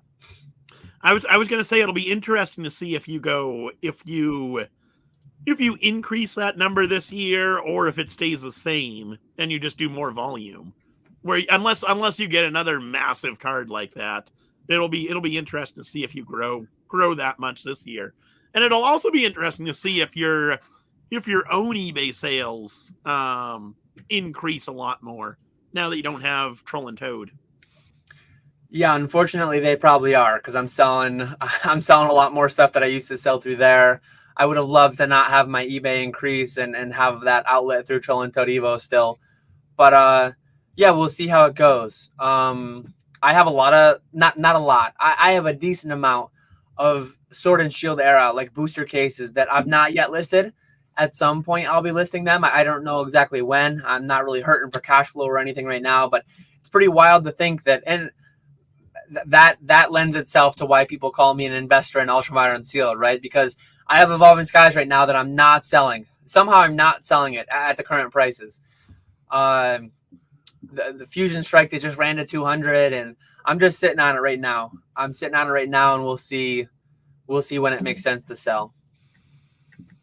Yeah, I'm doing the same. Although it is getting tempting. It is getting tempting. I didn't think it was going to come this quick. I think yeah, for me now I haven't sold anything. For me, at least with Evolving Skies, I think what will be easiest to do is to just sell a couple loose boxes here and there. But then when I think about it's like I don't need that. I don't need that money, but individually, like I don't need any of the individual sales, but obviously I need some amount of sales overall regardless. So I might throw up a handful of my loose evolving skies boxes, my single boxes, and I know for some of the other sword and shield sets, the cases were really rough, the cases were really ugly, so I just cracked some to boxes. I might start selling some one-off boxes here and there, but as far as like listing everything, fire selling them all out, I don't really feel the need to do that either. Now, have you been buying more sword and shield boxes lately, or because like you were buying them, you were buying a lot of them before the prices went up. Are you still buying them, or have you stopped buying them at this point? I just bought shout out to Ray, actually. Ray in one of the various Discords, he linked a sale of battle styles that was like $100 a box.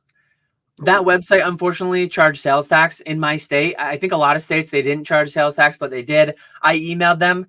They did not accept my I forget what my reseller certificate, basically. They would not allow me to do the whole exemption thing. I looked on eBay though, and it's like I think Sassy Otto actually had them for that's probably a name that people have seen a lot for sealed product on eBay. I think he had them for like 105 to 108, 110-ish, somewhere in there. I ended up buying 4 more cases of that just because I think my battle styles, I think I only had maybe 6 cases. And I like most of them to be in the 10 to 20 range. Sword and Shield, since most of them got diverted to Troll and Toad, and since prices went up so high, I mean, and since I thought Troll and Toad was closing and kicking me out, I sold most of my Sword and Shield. Like, I am in a situation where I don't have as much. I never had as much as I had wanted because 2 things. 1, the price went so high. 2, they were at Troll and Toad was kicking me out. But Scarlet and Violet, I'm going to try to strategically time it. Because what I used to do years ago with Ultramodern Sealed was, and it used to be a little bit more straightforward. It used to be a little bit easier. But approximately 2 years after a set came out, the distributors would kind of be like, hey, last call. Pokemon says they're not running this anymore. We are getting our last order from Pokemon. They said that it'll be done after this. And I remember doing this with Evolutions. They kind of said like, hey, last call. And then they raised their price from 75 to 85, 95, 100. I was buying Evolutions cases up to like 140, 150 through my distributor. And then they got done all together. But yeah, like my vision for Scarlet and Violet is 1 to 4 years after they're released. I want to buy. I know Rusty recently did that thing with Pokemon Wonder. I think he said he does 40 to 50 cases of every set. That's I don't know. I don't know if I can push those numbers, but I've been saying 10 to 20 for quite some time. I might lean more towards like 25 to 30, depending on how cash flow looks whenever that time is, depending on how I can get my storage situation all set up. But no, I definitely not paying sales tax on it, buying it wholesale, getting in at the ground floor, buying it as a business. Like there are right ways and there are wrong ways to do it. I'm going to actually make a video in the coming weeks on how to do ultra modern investing the right way versus the wrong way. And I think a lot of people do it the right way. I think a lot of businesses hoard this stuff. I mean, distributors themselves hoard this stuff and sell it at inflated prices. So distributors are investing in Pokemon product the right way because they're buying it on the books, and they're just printing relentlessly off of it. But anyways, sorry. Go ahead. I was gonna say now you could say we're doing it the wrong way, because we're paying more than you can get cases for. We're paying mid-90s, and yet you can get booster boxes for like $90. What did you just pay for Temporal? Well, Temporal did go down. Temporal was right at 90 or 91, something like that. I paid $89.50. Haha. Dang it. Yeah, we still have to pay the credit card fee, the home delivery fee, which it's not much, but it adds on to it. Adds up. Where you could just go online and get them from some random person for cheaper, but then you're not building your allocation with distribution and all that stuff. Yeah, the allocation, the relationship with the company for when a 151 comes out, for when one of those things comes out that makes you a bunch of money. One thing that I value too, like right now, I could probably go. I could go to Safari Zone. I could go to TCG Player. I could go to eBay. I could spend a couple hours, and I could probably like scrape up 24 cases of Scarlet and Violet at sub my wholesale pricing. But like what I actually intend to do, and maybe it'll be sometime this summer, maybe it'll be the fall. It'll be some point in the next year or so, probably. But I want to go and I want to say, like, I want all this product that you have that you can't sell. And maybe I'm fooling myself. Maybe this call won't go how I think it might. But I want to call them up and be like, hey, I want a pallet. Like, I believe a pallet is 600 boxes, 100 cases approximately. I want to call up my distributor this fall and be like, I want a pallet. And I want equal amounts of Scarlet Violet, Paldea Evolved, Obsidian Flames. Like, I want to take from them a lot of this product that they don't want, that's not selling that well, that's on sale now, down to 90. Like, I think I paid 96 at release for Scarlet and Violet, and now it's like 90 on their site. I would think if I did that, I could get 85. I would think if I could, like, I would think I could get, I just paid $89.50 on Temporal Forces. I think they'd shave it down a decent bit. My Temporal Forces order was actually a pallet. That came via pallet. It was a small pallet as far as pallets go, but I think if I got to where I was ordering a larger pallet, and I actually maybe there will be a video on this, maybe there won't be. But I do not see myself as a Pokemon investor, mind you, semantics. But I actually might be facilitating building the investment portfolios of some local sealed Pokemon investors, local to me. So part of that potential big pallet order that I were to place would be some amount mine, some amount for other people. Which maybe that's sign of a top, maybe that's sign of the junk wax era. Maybe that means it's all coming to the end when I have people that I personally know that are looking to buy some to invest in. So be careful out there.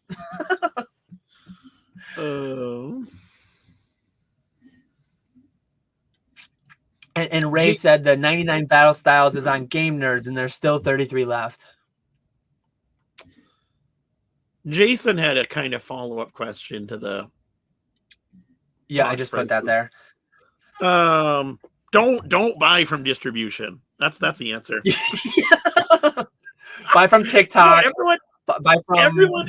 Yeah, exactly. Everyone wants to know, how do you get into distro? You don't want to get into distro right now.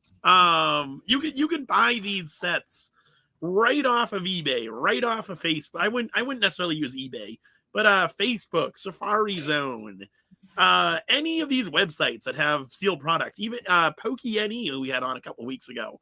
I don't know about him, but a lot of these places are selling boxes cheaper than we can get them for now, or the same price that we can get them for now. So if you're just talking the short term, don't get into distro. If you want to build up a business around modern, then I would say now is a good time to get into distro. But just know you're not going to be getting boxes cheaper. You're going to be paying more than you could get right now. But you're building up that relationship for the long term, for the next 151 that comes out, whenever that does. But yeah, that would be my thing, is just know that you're going to be paying more, but you're also building up a relationship and actually getting in with distro. Yeah, it's one of those things where when everyone wants it when they can't get it. Obviously, when Battle Styles was selling for 150, 180 out of the gate, when Vivid Voltage was doing 200 out of the gate, everyone wants it. So new people can't get into it. If I were starting a business today, kind of like back when I did in 2014, when I got into 2014 distribution, it was not sexy. Like there was black and white era product. There was Heart Gold, Soul Silver era product, because there was no margin on it, or there was no liquidity on it. One of the two, if not both. So if I were a business starting today, I would get in there. I would place small amounts of orders to just get that relationship going, get your account established. And I would still, like, I don't today. Do you pick up TikTok deals and stuff like that? Like every day there are going to be $20 bills passing you by, $50 bills passing you by. I don't chase $20 and $50 bills every day anymore. Like to a very, like, if it was 2014, Dan, I would be on TikTok. I would be scooping those deals. I would be getting $20 here, $50 there. But at some point, having like a more formal means of just buying directly, and like you pay more for volume at some point. You pay more for like, and that's something people fail to realize, and that's something I failed to realize for a long time. But yeah, I would recommend people getting in if they're able to while they can, because someday, and it might be a long time from now, it might be never again to the extent that it was. But if you ever lose the ability to again, it will be due to things being high margin, the tendies being free, and all that, as it's been. And even in this era of things not being high margin, things not being great, Nick can still buy at wholesale and rip product on eBay Live for margin. Not as much as it used to be, but still can make margin. I can't really buy it and make margin on eBay. Not much. I'm pretty much selling stuff for break even right now through the use of eBay deals and that, just to keep things flowing. On eBay, not much. I'm pretty much selling stuff for break even. Right Nick's now. Listening to us. Oh God, I'm sorry. Thought I had that muted. Yeah, so I would recommend people getting in, and then the 151 still come along. There are still periodic things that come along that you'll be able to make a little bit of margin on. But yeah, if you wait till the getting's good, it's gonna be gone because everyone will gobble it up, and yeah, that's just the nature of it. Okay, I got a bunch more starred, so we did that one.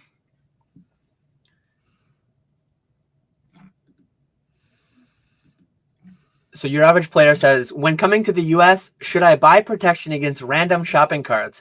If you have a rental and you go to a random store that has shopping carts, watch out, because there might be like you might have to buy the upcharge on the insurance for little dings and dents, because if Nick has anything to say about it, there's going to be shopping carts flying around that parking lot for sure.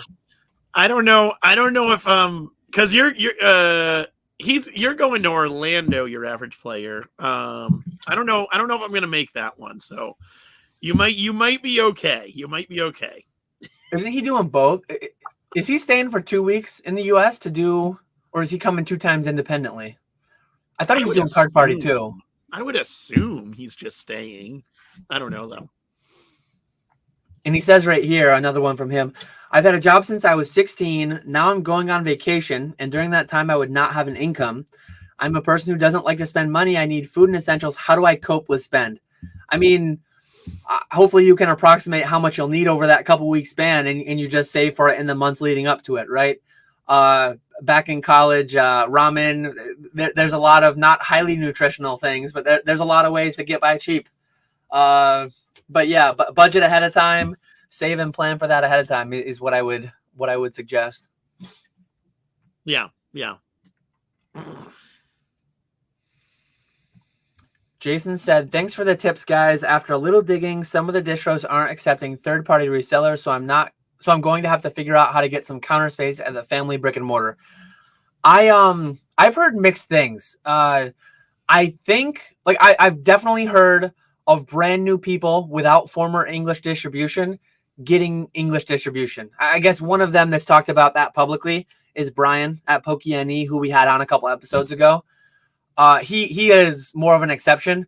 I mean, he's doing multi-million dollars worth of sales through his website in Japanese. So, and he has a big social media following. I think someone at an English distributor actually reached out to him. So obviously that's not going to be something everyone can expect, but if you have a Whatnot stream, if you have an eBay live stream, if you have an eBay account with X amount of sales historical, like I would just try. It is not like, whether it's a good thing or a bad thing, not everyone has the same rules. Not everyone is going to have the same experiences. They might just, by rule, they might put a sign up that just says, hey, nobody knew. But if you know the right people, if you pull the right strings, if you enter through the right door, they might let you in. So if I did not have English distribution, I would probably be knocking on their door, not knocking on their doors. I would be calling them and just, I was going to say that obviously as like a saying, but then I'm like, oh, please don't fly to these places and think that physically knocking on their doors will help you. I had that thought, so I had to be careful with my words. But yeah, I would be calling them and just say like, hey, I've got a 20-year-old eBay account. I did 1.3 million in sales last year. Now everyone's numbers are going to be different, but like show them, did you do 10K in 2022 and then 50K in 2023 and you're planning on doing, like, show them your growth, show them your year, like show them why you're going to make them money. Like all if you will make them money, they will take you on, probably. So that's the strategy that I'd go for. Yeah. Shoot them an email. Be don't be super annoying, but be persistent with them. And hopefully it'll work out at some point. Lee says, are you still following the reseller Nirvana strategy, Dan? If you are, how are you finding it since changing to working that way? So as I said earlier, last year I did for the first 2/3 of the year, I think I did 10 listings a day, and then I dropped it to 5 a day. But I'm not doing strictly X amount per day. I think a lot of his overarching points really do apply though. And I know Chris and Tech, they like broke up last year. Instead of it all being daily refinement, now it's reseller Nirvana and it's reselling greatness or something. They split up into two. I think both of them have great YouTube channels to follow. I think a lot of them both have really good like foundational principles to follow as a reseller. But I don't get so stuck strictly in you need to do this much a day. You need to do, because it doesn't conform to my schedule well. Once I get back into working days, I might like tend to do it a little bit more towards that. But as of right now, like it just doesn't fit well. So I don't force it. But overall, the general concepts, absolutely. Yeah, I don't. What else is there besides listing every day? That's like, I don't know. There's a lot there. Like, have you consumed any of their content or not really? I watch a little bit of it, not a ton. I know you went on a big kick with them.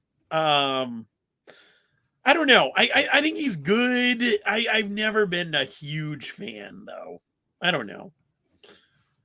And I guess one thing that I'm currently doing, like at a personal level, I talked about it on my channel at the start of the year. I started the year at 255. I set a goal as far as like setting smart goals and as far as keeping yourself accountable. I think the system is great. Like if you're someone who is going to just slack and let things go, and if that daily goal of 5 a day will make you do it and get it done, and if not doing that will make you slip and not get your 35 a week that you need to get done anyways, like that is one thing. I am intentionally allowing myself to slip some on not listing 5 a day, not listing 10 a day, because like I do have it, but I don't have that like much great stuff. I'd rather send a lot of the stuff I have to ComC. I'd rather send a lot of the stuff I have to DC Sports. So for those things that are best there, I send them there instead of listing them on my own. Another thing that I'm doing in the background, I'm actually intentionally getting some monster boxes started. I mean, I have a lot of monster boxes kicking around, but I'm building some out for eBay Lives. I actually intend on getting my account going on eBay Live this year.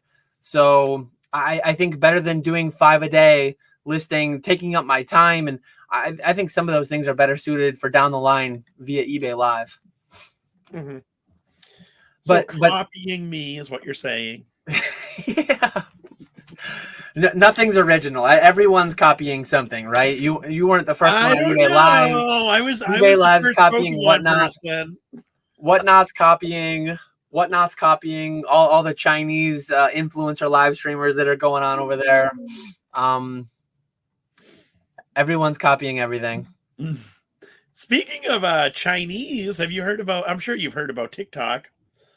That'll be interesting. I'm curious to see what happens there. I did not think we'd ever actually reach the point where it actually got like to the House and they actually took a vote on it. So I was surprised it actually got that far. I think they voted Didn't they vote to take it to the next step? Didn't they vote like they approved requiring the sale? Yes. Yeah. Yeah. Yes. Now it goes to the Senate, and then if they approve it, it goes to the president.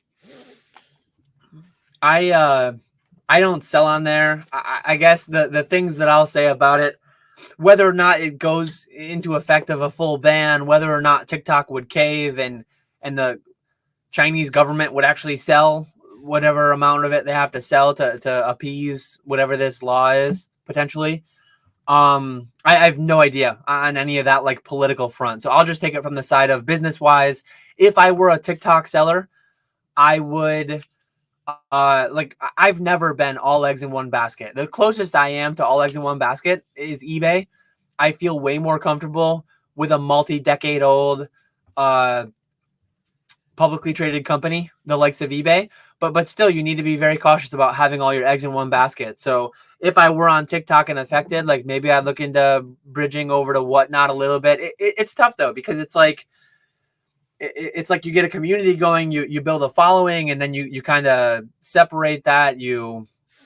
But just be aware, like don't let it hit you like a ton of bricks if this fall, if next year it does happen. Like whether the chance is 1%, whether the chance is an 80% chance of it happening, you need to be aware that it's like a potential thing and insure against, like hedge against the risk to some extent, I would say. Yeah, definitely. Yeah, it just stinks for all the people who have because like I'd be devastated if eBay said we're not gonna continue with eBay Live anymore. After all like the time and effort I put into building up the streams and to finally get them going, people do that on TikTok too. I would be, that would absolutely ruin me. I mean, I just had it happen not long ago with Troll and Toad Evo. I was pivoting such a I would have sold more. I did 1.3 million in 2023 on eBay. Had Troll and Toad not told me in February that I gotta get my stuff out of there within a year, I would have done over $1 million in Troll and Toad. This year, I would have been surpassing Troll and Toad. Troll and Toad would have been surpassing eBay on the way I was projected, the way I was going. Because eBay fees are 12%, but you could sell single slabs over $100. They would be cross-posted to eBay on Troll and Toad's eBay, and you could sell them through eBay for 10%. So it was literally like, I mean, I was getting to the point where eBay Vault still would have been a thing. I would have been doing eBay for Vault only. I would have been doing Troll and Toad for everything else. Mm-hmm. But yeah, like one thing that's great for me last year, pivoting away from Troll and Toad, the market's huge. Like the market, people are talking about when's the next boom going to happen? We're still booming.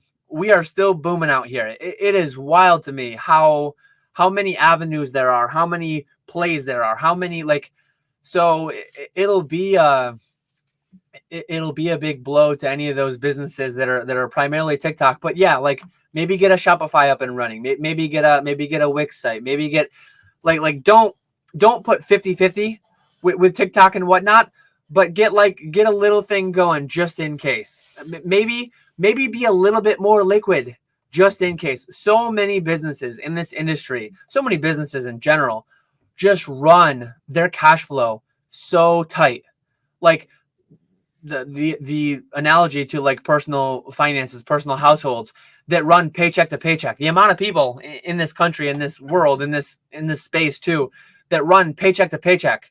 If one eBay weekly payout missed their account, they're going to be paying a credit card late. They're going to be this, they're going to be that. Maybe don't run so tight.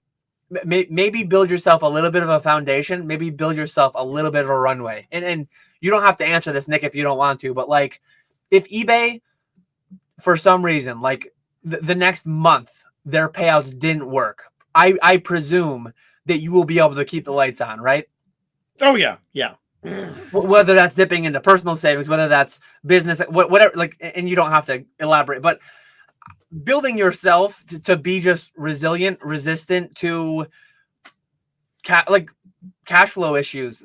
Most people don't do it, and it's a huge thing. It's a huge thing. Storms will pop up in one way or another, whether it's in your personal life, your furnace going and you have to put an emergency furnace in one day, or whether something happens with your car, or whether you're a distributor, whether a pallet shipment gets destroyed or lost on your way to your house. Like, I don't know. It's just prepare yourself. Be nimble. Be cash ready for any kind of a cash flow hiccup that might come your way. Yeah, that is definitely important. Brad says, wait, Dan is doing eBay live now. I'm not yet set up, but I've signed up for like a training when that will happen, when they'll get me into that. I think they're kind of like, they had kind of paused adding new sellers for a while, but I think they've opened the faucet back up to a trickle. I think they're starting to trickle out some new sellers. So hopefully I'm not going to be doing what Nick's doing, by no means, but I have some plans to get a little bit of KetchumAllCollectibles eBay lives out there for sure. I'm excited for it. I'm excited. I'm looking forward to it too. This one. Get out your crystal ball. Max wants to know, I saw Heart Gold, Soul Silver base sets, common, uncommon, hollow, for sale for 100 each set. What do you think a base set of Evolving Skies will be worth in 15 years? 132 cards, still around normal bulk price or more. So the first thing I'd say is you saw them for sale, presumably not sold. I would think you could build a Heart Gold, Soul Silver base set for less than that. Probably just going on TCG Player and just buying them all. If you're talking like LP, but maybe not. Hollows? Maybe you couldn't. But yeah, Evolving Skies, just the base, like none of the full arts, none of the alt arts, obviously, and yeah, I don't think those are going to be like 2 cents a card. I don't like 2 cents a card would literally be $2.64. So I don't think it'll be $2.64, but I also don't think it'll be 100. I think that would be it'll be listed for like $50 and they'll sell very slowly. It would be my complete guess. I don't think it'll. I wouldn't. I can't even see that. Maybe they'll be listed for 20. I don't know. 25. I don't think people collect complete sets anymore. Nobody cares about these modern commons and uncommons, and I don't think we'll ever reach a time where people actually do care about this stuff. There's just so much of it. It's absurd how much of it there is. I think that's people will start just collecting the cards they like, or just going after the full arts and the alt arts and all that stuff. I don't think people collect complete sets anymore. Binders literally don't even fit them anymore, which is exactly saying something about the state of what we're in. I think like a 151 and like a Celebrations, those are the exceptions. I think a lot more people completed sets of those cards, but I had been doing it up through Sun and Moon era. I was opening product, I was building sets, and then things got so silly in 2020, 2021. I went back and I rated all the hit cards from my binders, and I still have I have a big black cabinet, and I have base set up at the top left, and I have Sun and Moon down at like the third shelf on the bottom right. And like they're all partial sets. They were all meticulously like deck sleeved and sleeved up. Like I was in a former life, I was a big collector boy. And what this market has done has just ruined me in that front. Cause like one, the sets got too big, too crazy to put together. I was a big fan of like pulling the cards myself. And that's just like out the window now. It's phenomenal how much money it costs to like pull a complete set. It's just crazy. So yeah, I feel like so few people will be listing them. Like what is, let me look up Evolving Skies complete set right now. Can you even, are people even bothering to put that together to list on eBay? I'm sure there's people. Because like the newest sets, like Evolving Skies is pretty old at this point, so I don't know if you'll find many. But like people definitely do that with the newest sets, and there is a, like at the very beginning, a complete common, uncommon, and hollow set does decently well, and the reverse hollows especially, those do well. But then as the set gets like 2, 3, a month old, pricing just crashes on that stuff, and sales really start to slow down.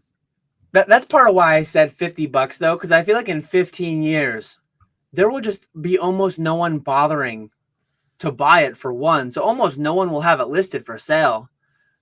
I feel, yeah, I don't know.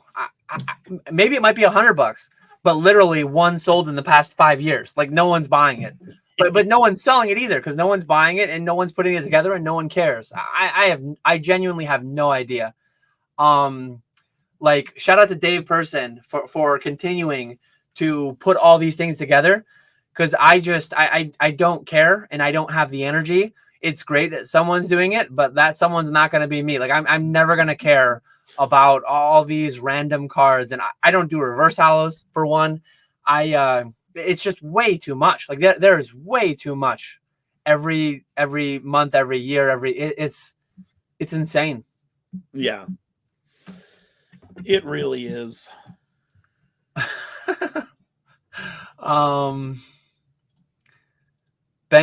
Ben wants to know, what's your guys' favorite tag team cards, artwork, and/or value?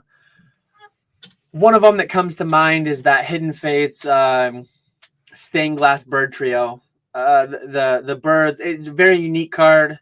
The bird's very nostalgic to me. I mean, yellow, you get all three.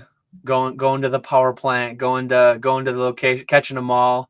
What Zapdos was the power plant. Was it Cerulean Cave was? Oh God. Moltres. Where was Articuno? I have no idea. I never played much of the games, so any of these game references, I don't know. Seafoam Island. That's right. Seafoam Island. I forgot about that. Moltres was Victory Road, so I was wrong on Moltres. But I had Zapdos. Zapdos was always my favorite. Zapdos, then Articuno, then Moltres.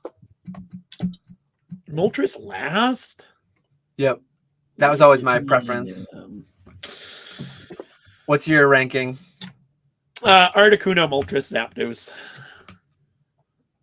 What's your so what are your favorite tag team cards? I was gonna steal your answer with the legendary birds. I think that's my favorite one. That's why I said it quick, because I knew you were gonna say it.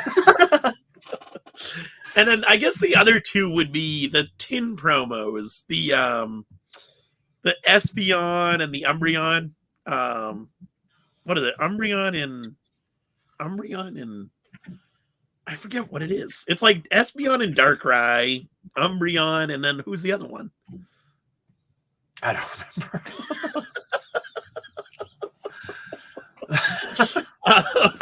But no, those cards I really like too. And then the Gengar and Mimikyu. That would be my third one, or another one.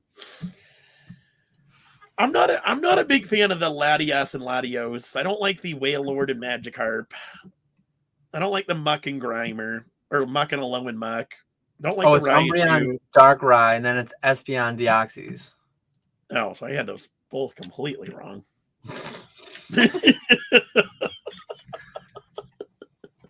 I'm trying to pull up a list of all the tag team Pokemon cards. Let's see. Okay, here we go. Limitless. The Eevee and Snorlax ones, those are good too. Megalopony and Jigglypuff. I'm good. Yeah. Oh, and then the Mewtwo and Mew. I like that one too. Yep. That's a good one. I would say those are about it for me though.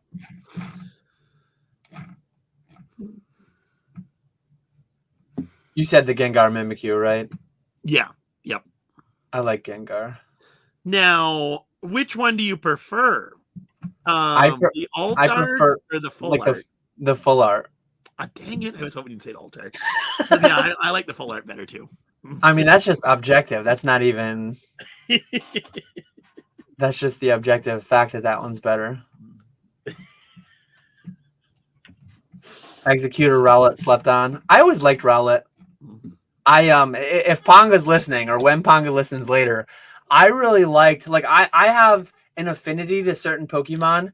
I have an affinity to the legendary bird trio because of Kanto, because of Pokemon Yellow, because of the cards growing up.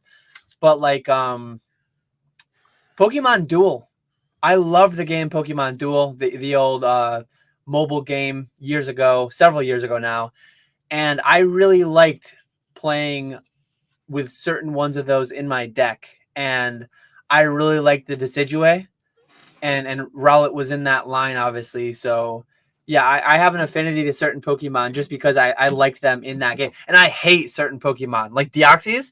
I never really had a stance on Deoxys, but Deoxys scarred me in Pokemon Duel. Ryu Nicholas, I don't know if I'm saying that right, but Ryu Nicholas, man, Ryu Nicholas and Deoxys, two of my least favorite Pokemon because of how they were. And then the Ultra Beasts too. I don't even know the names of all of them, but all the Ultra Beasts are just miserable because of how they were in that game. That game was so good. I miss it. Shout out to Ponga. He knows. He'll be the only one who knows. If you ever played Pokemon Duel, let me know in the comments, or let me know in the live chat right now. But probably no one live will know. But yeah, good question. Tag team, nice cards. Here's a good one from Birch. When people use the term fundamentals in the hobby, what qualities and nuances define this? Do you feel it can be subjective from person to person? If you want to take that one first, since I take too many first. Fundamentals. I would say it could be different from person to person. Just because like each like you have people whose business is just selling sealed modern. You have people who are just selling pack rips. You have people who are just selling single cards, graded cards. So there's so much that you can so many different areas that you can be in the hobby that I would say fundamentals could be different from person to person. But yeah, I would say what quantities and nuances define this fundamentals in Pokemon. I would say it's, I don't know how to explain it. I would say it's like stuff that you should like know, like basic I don't know, stuff that you like you don't have to, that you should know offhand. That's useful. That you don't have to research. Just to save you time in the long run. Like knowing set symbols, knowing sets, knowing cards in the sets, I think it's good. But knowing pop reports, knowing pricing, pricing maybe not so much, but knowing pop reports, I don't think that's important whatsoever. Because you can look that up. There's never going to be a time where you need to know a pop of a card and you can't just look it up. Where different sets and different cards in the set, that you kind of need to know offhand. And the same is true with pricing. You're never going to have a time where you need to know a pricing and you can't look it up. Obviously, having a good understanding of what pricing is going to make buying collections quicker. But yeah, I don't know if that answered the question whatsoever. The way that I'll take it, so like in stocks, fundamentals are objective. Fundamentals are like just intrinsic to the company. What's on their balance sheet? What's their cash flow? You get a little bit more abstract with a lot of these like tech companies. You get a lot more future projections and less objective with the unknowns of the future and this and that. But the way that I would define fundamentals in this space are like any potential contributor to demand. And then another one is any potential contributor to supply. Like a fundamental of, and unfortunately there's a lot of gray area. There's a lot of like unknown. A fundamental of the Illustrator is that theoretically there were 39 copies awarded. But unfortunately we have a history where people thought it was 4 and then 9 and then 11 and then 17 and then 39. And now there's like 50 graded between all the companies and extra copies. And so Yeah, I think the fundamentals, even though we can't access them, are like, well, 9.7 billion cards. That's a fundamental. Like that is a fundamental objective truth. How many of each individual one, we don't know exactly. We can kind of, and I have kind of worked our way on figuring out the math, dividing out English, Japanese, and how many cards in a pack and how many sets a year and blah, blah, blah. But other fundamentals would be like demand side. One of the most fundamental of fundamentals is the card, is the character an electric mouse, and does he have clothes on? That is the primary fundamental. If it is an electric mouse, yes, check that box. If the electric mouse has clothes on, yes, those are primo fundamentals that you should watch out for, because those cards historically do well. The hat, not so much. I mean, it does fit, but anything poncho related, anything that goes on the midsection and maybe the lower portion, those are higher fundamentals than a hat alone. So those are the main fundamentals that I'm after. What about the new spiffy striped shirt? Does that count? Which striped shirt? It's like an Indonesian promo. It's like the white shirt with it looks like a prison uniform almost. Oh, is he? Oh, I think he actually wears clothes. Is he wearing clothes in the Taipei one too, maybe? The Taipei one, I think he has like a flower hat on or something. See, that's a lot weaker fundamentals than a full get up, like a poncho. So no, but fundamentals would be like species but those things ebb and flow. Like obviously a company's balance sheet can change over time, and in a company like Coca-Cola has a lot of great fundamentals, a lot of brand recognition. Those things can be tarnished, those things can be damaged if some higher executive, if some higher like ranking person does some bad things. And so any of these things are not like objective and concrete into eternity. These things can ebb and flow over time. But yeah, like fundamentals will be the age of it, the distribution of it, the pops to some extent, but just anything that relates to supply and or demand. But that's where it can definitely vary over time and person to person. And then Dan 10 years ago had different cares than Dan does today. So it's not even like going to be the same thing for one person forever. Do you know who Roger Rips is? I have no idea who that is. He has 151,000 subscribers on YouTube. Man. That just shows you how big of a space Pokemon is. Like he has way more subs than most person. Most people, obviously PokeRev, but that's more than like Pokevault and Cool Trainer Ryan, and that's way more than anyone that I watched. Like I mean, Rusty's in the 70-ish K, and Mason's in the 20s or 30s, and that just shows you how big the Pokemon space is. There are probably hundreds of people with like 50K plus that I have never even heard of. I can believe it. Looks like he streams on Whatnot. There's a Whatnot link on his bio. How many Whatnot followers does he have?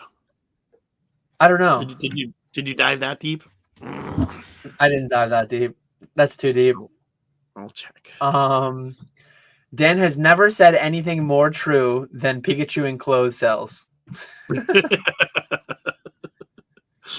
I said that and Dan copied me. Retro copied somebody else who copied somebody else who copied somebody else. Like I've absolutely heard people talk about Pikachu in clothes. Who coined it first? I have no idea whatsoever. Basics 24-hour stream. Retro, clip it, put it somewhere in a Discord, put it somewhere, put it out into the ethos. Someone will find an earlier clip of someone else saying it, probably, but maybe not. I don't know. Okay. Did you find out how many he has on Whatnot or no? He's got 4,700. So not nearly as many on Whatnot. Unless it was a different person. Yeah, I have no idea.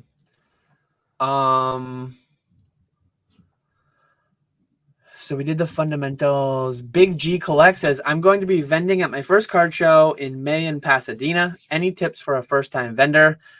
I've made so many Collecticon, like pre and post. The big things that I always recommend, depending on how long the day is, have yourself some snacks. Are there going to be any kind of a food in the venue? Ideally, have a buddy, a spouse, a friend, whatever, a buddy that you can go run to the bathroom, a buddy that you can maybe go run and they can watch the table while you go and talk to other people and maybe try to buy a little bit if you want to do that. Be ready to accept as many payment platforms as possible.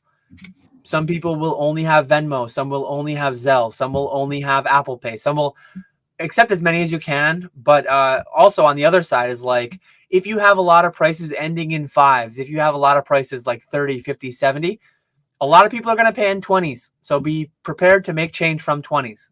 Whether you need 5s and 10s, or if you're selling a bunch of $2 packs, $3 packs, well, you need a bunch of 1s. So be prepared to have the change that you need to make for what you're selling. Good stuff priced well. Have prices on everything. Clear, visible prices on everything. I'll leave a little bit for Nick. I probably already covered almost everything. Yeah, I would say so. Yeah, have change, unlike Dan's section in Dallas. Yeah. Actually, I was listen asking to your people for own 5s and advice. 10s all the time. Yeah. I screwed up. I forget. I was like, it was like 8. The show hadn't even started yet, and I bought something off of Brad, and not one person in your entire section had change. Yeah. Or they did, and they were hoarding it for themselves because they That knew they could were going to have be. to make change soon. Yeah, that's probably some bit of both. Some bit of both. But yeah, I would say, outside of what you said, another something that sounds really good in principle that I've never ever done before that I should is a laminated sheet with all your QR codes instead of having to pull out your phone. They can just go ahead and scan it themselves. And then another one that I think is important is some type of business card or even QR code with any of your social media. Whether that be Instagram, Facebook, eBay, wherever you normally buy, sell stuff. I would definitely link people there so that way they can follow you, possibly buy from you again in the future, all that stuff. So I think that's a big one too. That not enough people take advantage of, I guess. Mm-hmm. Yeah, and I highlighted Retro's comment. Nice thing about Linktree is you can create a free website. It's basically just like a landing page, and you put all your links on it. I have like my eBay affiliate link, my Amazon affiliate link. I have the Patreon link. I have a little bit of everything, and you can you can add your PayPal link. You can add your Venmo. You can add all your shortcuts to your various payment platforms while keeping that static Linktree / KetchumAllCollectibles. Same QR code for that. So I intended to have for Dallas like a little placard that had all my I only have Venmo and PayPal friends and family, but I intended to have those QR codes on a sheet, and I didn't do that either. So and Vandy says here that he had people slurping up his 5s all morning, and by that time he was already out. Almost everyone will be paying in 20s. Like I made, man, not this time in Dallas wasn't so bad, but Orlando last year, holy, I made like a $15,000 sale that was all 20s. I mean, it was miserable. I ended up like buying stuff at the end that I didn't intend to, just so I didn't go home with like a stack this tall of 20s.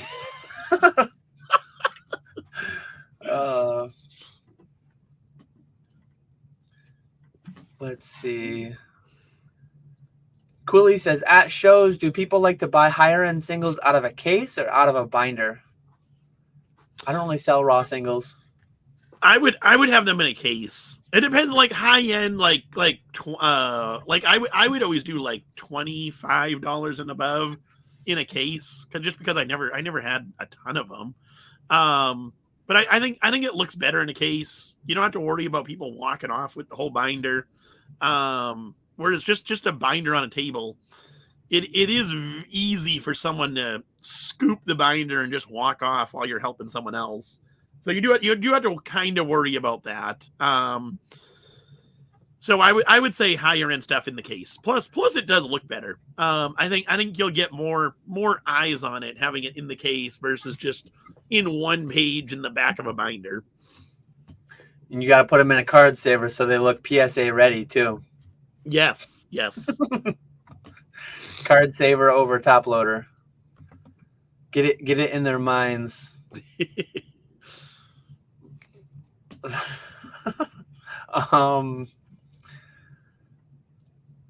Ben says, I'm looking to grade some of my PC at PSA, but I haven't graded cards since 2020 through graded gem. I have about 50 cards to get to bulk. Should I go through middleman again to make it easy? I'm sort of scared to submit myself. I guess the first thing I would ask, since it seems like you're pretty active in chat, what's your hesitation exactly? I know that it's a very common thing. A lot of people are I think a lot of people are way too pessimistic on USPS. I think a lot of people have just heard too many horror stories, have heard it's like anytime a plane crashes, it's in the news. Anytime a plane crashes, it is worldwide news. They do so infrequently, though. People get like these misconceptions of flying in a plane, commercial like plane, is actually many orders of magnitude safer than driving in a car. Like your risk of being injured, or I mean, obviously, when a plane goes south, it tends to go one way more than the other. But anyways, trying to talk away from being scared about things. Very infrequently do packages get lost, and then insure them. Like USPS, depending on what you're submitting, priority mail is kind of expensive to insure. It's like $100 to get $5,000 worth of coverage, maybe even $150. Registered mail though, like say you want to do registered mail, I know you can get $50,000 worth of coverage for like $150. How much it costs to insure like $5,000 through registered mail? I'm not sure. I'm not sure of that number exactly, but yeah, like fully declare it through PSA, fully insure it through whatever carrier you send to them, and you're gonna be covered. Like I don't know what you're actually worried about. When you send through graded gem, like I actually never sent through graded gem. I always use Ludkins. But sorry, James, or you're welcome, James. I guess more you're welcome, James. He's probably fully fine with that.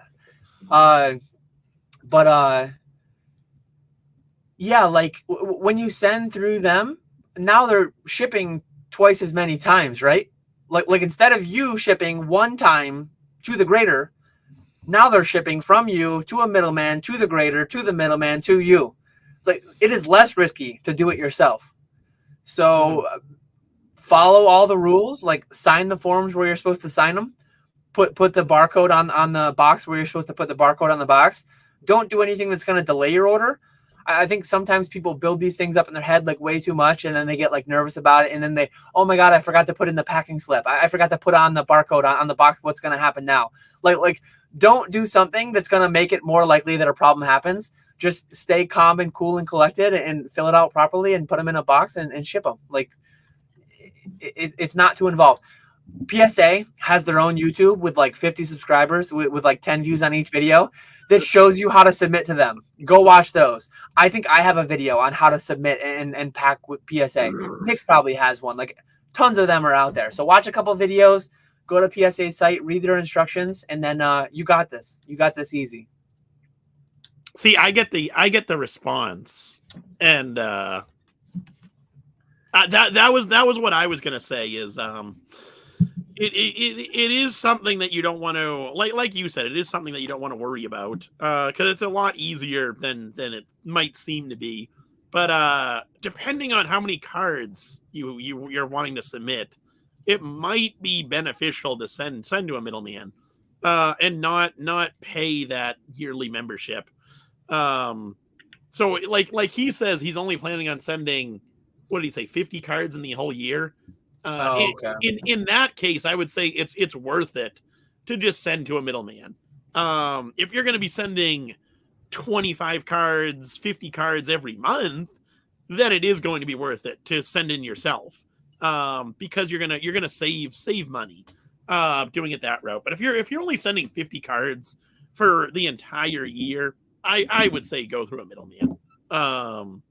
Avoid that it's not so much a headache, but don't worry about having to fill out the submission forms, paying the yearly membership, all that stuff.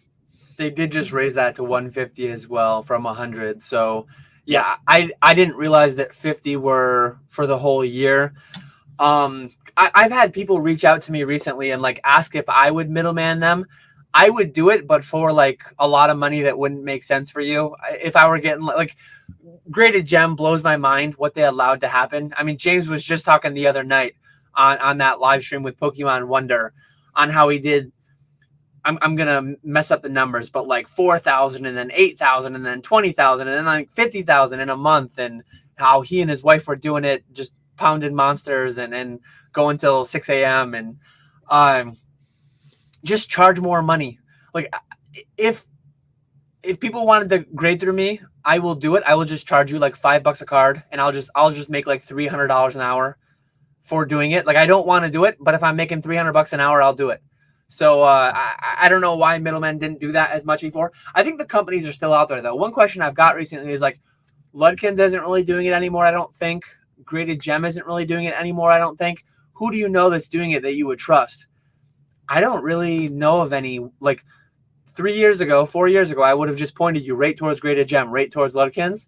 Mm-hmm. I don't know who's doing it now though. Like I'm sure people are, but I don't really know any of them like I did before. Yeah. Yeah, I know like stores are, like Trading Card World does, Crave does.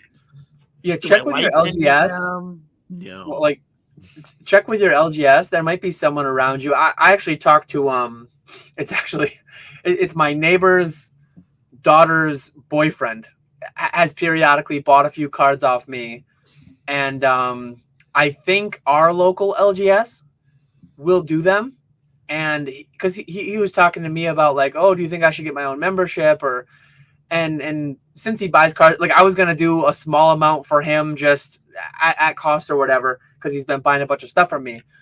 But I think for like only $1 or $2 extra a card, our local LGS, and I live in the woods, and there's an LGS like 20 minutes away, but they do it. They do it for like whatever the fee is, plus maybe $2 or $3 a card, which is not unreasonable at all. I mean, I wouldn't want to do it for $2 or $3 a card. So yeah, check around. And UAP added to like international people makes a lot of sense. The membership, the shipping. I understand that it's more stressful if you're international, not knowing what boxes to check for customs, not having to worry about getting that 20% VAT. If you have a middleman, they're more familiarized with how to do all that and not get smacked with VAT on the way back. Yeah, that is true. So middlemen definitely do still have application. But yeah, the membership fee, if you're only doing 50 in a year, obviously that's $3 a card on top.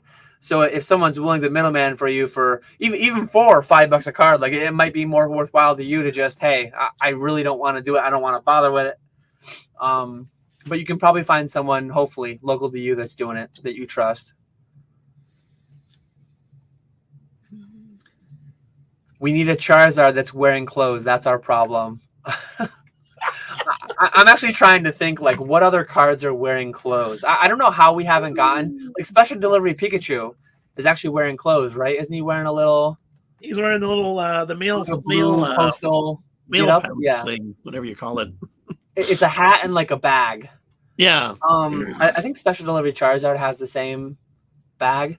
How we don't have a Special Delivery Dragonite yet, like, that needs to happen. But yeah, just imagine, like, why only Pikachu? Why have we not, like, how many places they could go and how we would just gobble it all up like crazy if they did $50 minimum order and you get a Charmander or a Bulbasaur or a Squirtle or any of the 12 different, how many? No, not 12.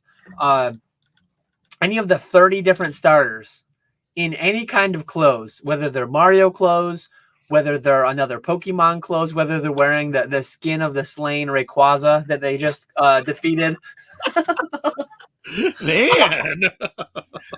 That makes those ponchos a little bit more dark when you think about it, right? I mean, Pikachu's wearing the hide of the conquered Pokemon. Oh, yeah, there is the Poncho EV series. But they could literally just make sets and promos of other Pokemon in other clothes, and they would all do well. The potential is limitless. Obviously, they don't want to dilute it too much. They don't want to completely. They don't want to kill the golden goose, I think is a good analogy. Yeah. They just want to harvest those eggs when they can deem it appropriate. But we are getting pretty close to 4 o'clock. I think we are out of our backlog of questions. We are fully live with chat. I don't see any other questions. If people have them, feel free to pop them in the chat. We probably will wrap up by 4 regardless, unless like 10 questions just pour in. But yeah, there's no queue right now. The entire backlog is gone. So feel free to leave your questions. Anything, obviously it's temporal forces. We showed your streams earlier. Anything else to talk about for the weekend? Any other just broader things to bring up? What's going on this weekend? The lives. I am going to a card show on Saturday. That'll be nice. fun. It's a local, well, like an hour away from me. Hoping to buy some. I need to buy singles, like those like $20 plus singles. I'm actually like modern singles. I have a ton of WotC, but modern stuff. I don't have like that really good modern stuff. I have a ton of junk modern stuff. But I need more like decent modern stuff. So I'm hoping to pick up a whole bunch there. So that'll be fun, hopefully. And then I do need to I have all my like monthly spreadsheets for 2023 done. I just need to go through and just double check everything and then bring everything over to a yearly spreadsheet and give that to the person who does my taxes. I got to get that done. You still haven't given them that? No. When do they require it by? I'm always terrible. He says paying more than you have to. So I get as long as it's to him by the beginning of April. I'm actually annoyed. My people require, and everyone take note. Everyone let the record show that Nick brought up taxes. I did not bring up taxes, but since he opened that door, I'm going to take advantage. My people suggest / require that I get my stuff to them on February 15th because the corporate deadline is March 15th. They filed an extension for me because they didn't have time to finish it, which is so frustrating. They said that they plan to get it done like very, very soon so that it won't delay my personal filing. Because basically all the corporate deadline is, it's just generating the forms that go like not W-2s because I'm a S corporation. It's like an 1120S instead of a W-2. But I'm going to be really annoyed if they try to extend my personal too, because then I'm going to owe a lot of money.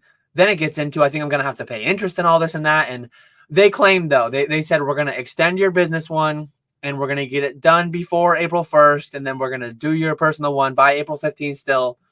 But the fact that they even needed to do that was just annoying to me. I don't know. I'm surprised That is strange. That is strange.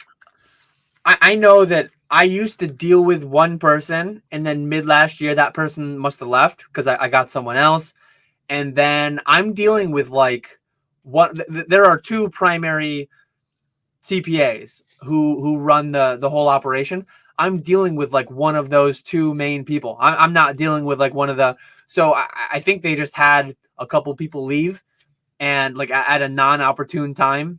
Yeah. And they're doing more themselves. And yeah, the calendar, the schedule of a CPA, and I know we have a couple in here. Vandy might pop back in and say something, but they get hammered. They get hammered on a few different times, like all the quarterly filings, all the quarterly dates, and most importantly though, like March 15th and April 15th are the 2 big ones for them. Yeah. But yeah, I had to talk about taxes a little bit there since Nick opened it for me. Well, now I'm closing the door.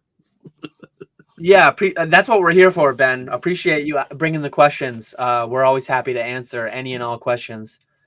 We had quite a few come up. Herblore says, what's the humble fisherman strategy going to be for eBay Live?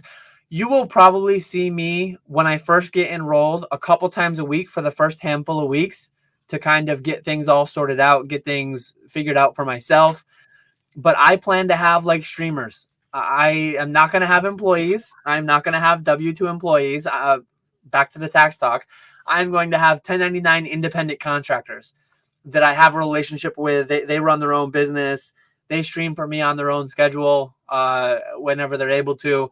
I send them a box of goodies and they just run it. And I'm looking into having streamers potentially. So I'm not going to have it be 5-6 nights a week, tying me down for an extra X amount of hours a week. So that's my strat.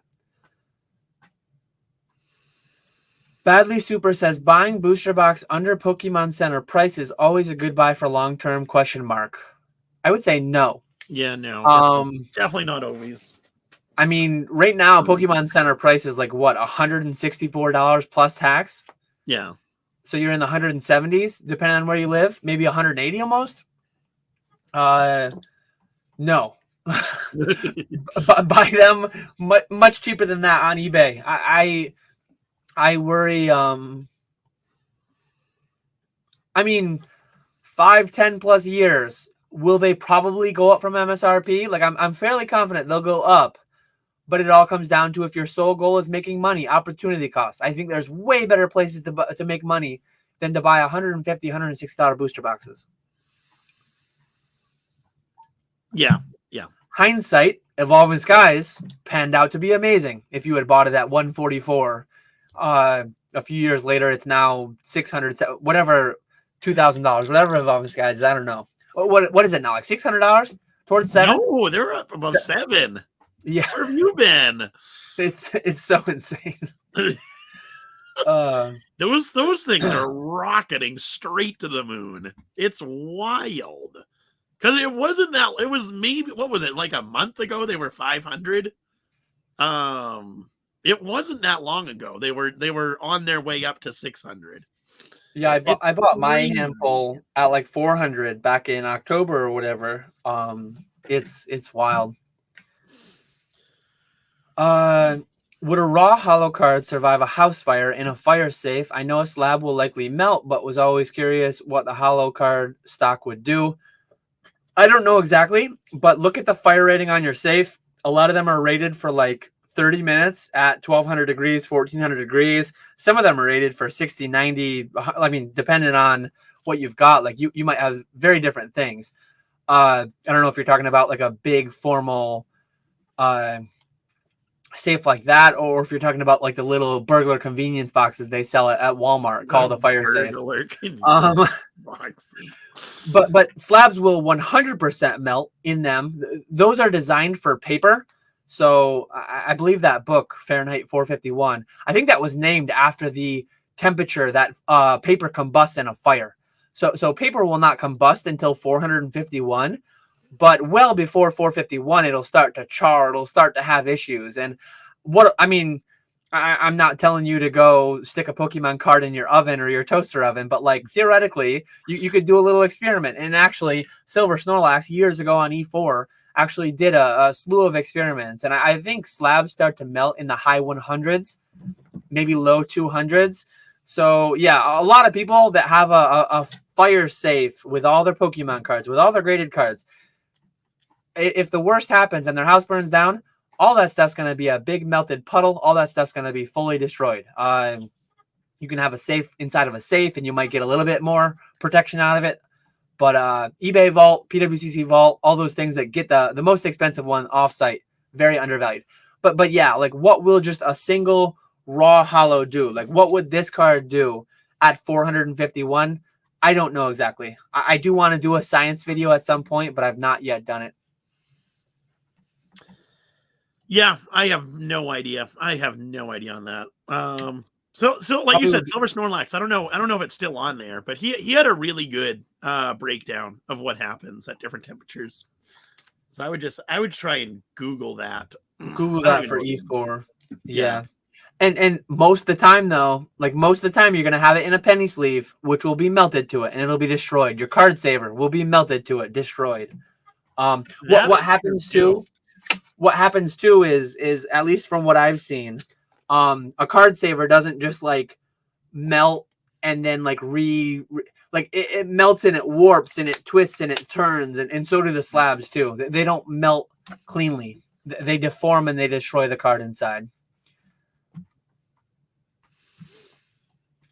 If they did a Pikachu Cross Supreme card, good night. Yeah, I mean, they did the Fendi recently. They did the Tiffany recently. I mean, Supreme probably wouldn't be out of the realm of possibility. Imagine if they threw a promo card with the Tiffany stuff. Imagine if they threw a promo card with the Fendi stuff. Like, I was close-ish. If the Tiffany stuff was just Tiffany designed, not designed by that Daniel Arsham, I just don't like the whole crystallized skeleton, whatever that vibe he's got. I don't really. If Tiffany was just like normal Pokemon, sterling silver, gold, all that, I probably would have bought some. If they had had a Pokemon card promo attached to it too, maybe serialized attached to it too, woo, I would have been all over it. I would have bet the farm on that. What are those doing? Are those selling for more? I think so. I think they're a decent flip. I think they're a decent little margin. I think I don't know how the liquidity would be, but I didn't look too in depth at that. James says you're not a fisherman anymore with 1099 contractor. You're out. Banker time. James was just talking the other night on Pokemon Wonder Stream how he's more of a fisherman than me, yet he has 4 employees. So James is all over the place on here. But he just no, wants you to get out of the fisherman category. The biggest thing to me is like whether I sell $1 million worth of stuff through Troll and Toad Evo, and like the way that relationship is characterized, that's just business to business transactions. They're consigning for me, they're selling for me, whatever it is. Having a streamer is a similar relationship. It's just documented in a different way. So to me, at least, the way that I define it, which is the only thing that matters, and I guess the way that the IRS defines it matters too. But having a 1099 doesn't it'll allow me to offload a lot of labor, my own labor, into selling cards, which I've used PWCC, I've used Heritage, I've used Golden, I've used ComC, I've used I've used ZNG Emporium, I've used Old School Pokemon. To me, it's just a different way to do that. So I don't agree. Semantics. It technically yes. But at the same time, those are different because your brand isn't connected to it. Nobody knows you're selling those cards. Troll and Toad. No, well, yeah, but Troll and Toad, is doing everything on your behalf. Nobody knows you're selling cards through them though. It says my name right there. On James's listing, it says Ketchum. No. On Troll and Toad, on ComC, on those two. Those are the exceptions, though. Okay. Yeah, but it's them fulfilling, it's them dealing with the returns. Whereas when you get someone selling on eBay Live, it's going to be your KetchumAllCollectibles account. They're going to be mailing the stuff off. They're going to be dealing with the customers. So it's a lot. It's not. I would say that at that point, that's an employee. It's an independent contractor as defined by the IRS. So Mr. Technical. I care much more about what the IRS thinks of my business relationship than what all these bankers think about it.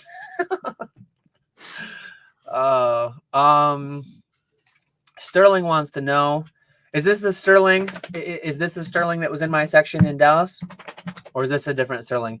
I just recently started paying for an eBay store subscription. Not enough listings. Could you guys talk about the benefits you get for having one, as well as what point it makes sense to pay for it? So as Retro said, if you're selling $3K or more a month, the store pays for itself. It's just math. I don't remember all the exact numbers, but one small thing that you do get a quarterly coupon for shipping supplies. So make sure if you're paying for a store, you use that every quarter. Free boxes, free, well, not really free, but included. So make sure you're taking on that benefit. I think there are some other small benefits. It used to have access to TerraPeak, but I think that's for everyone now. I don't think you need a store for that, and a lot of people don't even use it anyways. But just do the math. Google eBay store calculator, eBay store fee calculator, and it's literally just numbers. How many do you sell? What's your average sale price? Whether or not it makes sense. I think you go from 13% final value fee down to 12%. Yeah, I believe so. And that makes sense because $30 a month, $3K a month, that would be 1% right there. So that would, yeah, that's where it would pay for itself. But you just got to do the math. Yeah, there really isn't any benefit outside of that. You get your quarterly coupon for shipping supplies. That's about it. UAP says, I've seen the question floating around recently. I think on Instagram. I think I can't think of the account. I forget what account it was. I know Crystal Pokemon had it posted. Yeah. I was gonna say he posted. I think the Fine Card might have done a post about it that was shared around. But anyways, I'm going Trophy Pika number 3 versus the Kang. I would agree with you on that one. I like the number 3 Pika more. Not even getting into the 10, maybe not being a 10. I like the Pika more. I would rather be able to have that card over the Trophy King. I did not buy anything on TCG Player today, but yeah, 8% on sealed and supplies. I'm not going for it though. I don't really need anything right now. No, we're getting a flurry of questions now. Are people sleeping on Bear Walker serialized cards? They're not TCG, but yeah, there already are serialized Pokemon cards out there. Same size, same dimensions. But are people sleeping on them? I don't know. Maybe they could take off. Maybe something could happen. Hey, it is Sterling for my section. Good to see you in here.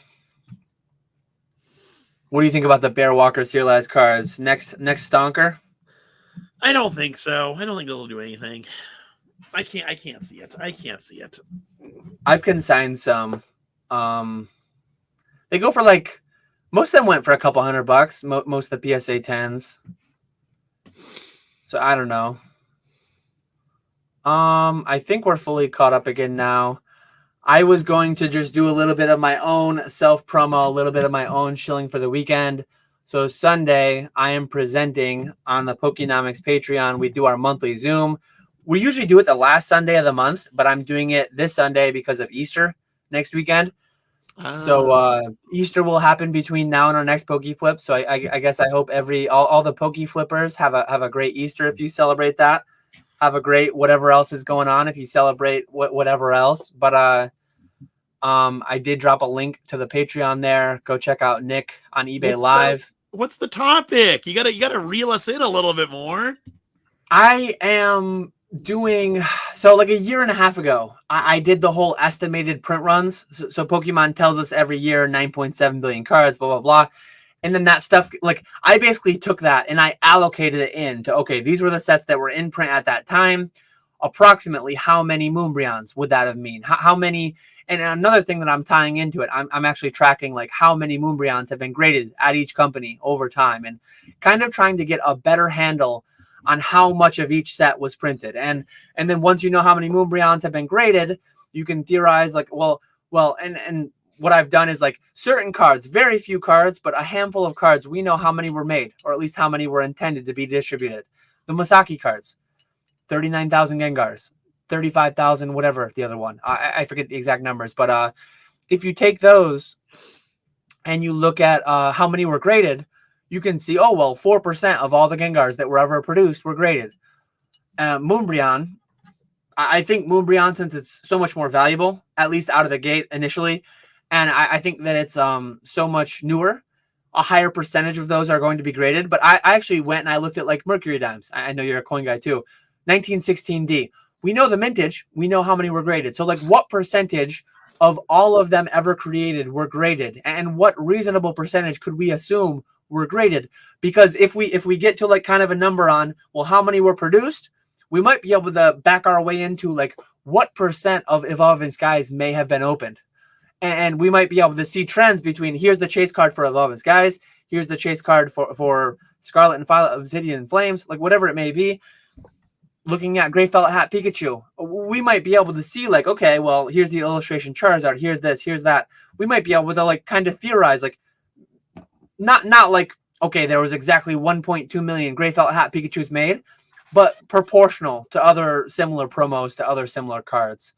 So I'm giving my best stab at updating that since it's been a year and a half and we have new numbers, new data, new sets. And I'm going to go a little bit like deeper. I'm going to go deeper into it next level. Well, that'll be interesting. Hopefully. I spent a couple hours on it last night. I'm going to be doing a couple more hours tonight. I'm going to be doing like a marathon session tomorrow night. I just need to do more. I need to do more prep for I have nothing priced. I have nothing ready for tomorrow morning at 7 a.m. So I full focus is on my Schultz and Dooley stuff. There we go. There we go. But yeah, I'm looking forward to the weekend. Hope everyone has a great weekend. Good luck with all your temporal forces rips. Yes, I'm excited. Should be fun. Should be fun. And thank you, everyone, for tuning on in. Do appreciate it, as always. Hope you all have a great weekend. I think this is the first stream that I had my dog here the whole time. My first PokeFlipz. She's just been chilling over here, so I figured I'd have her say hi. This is Copper.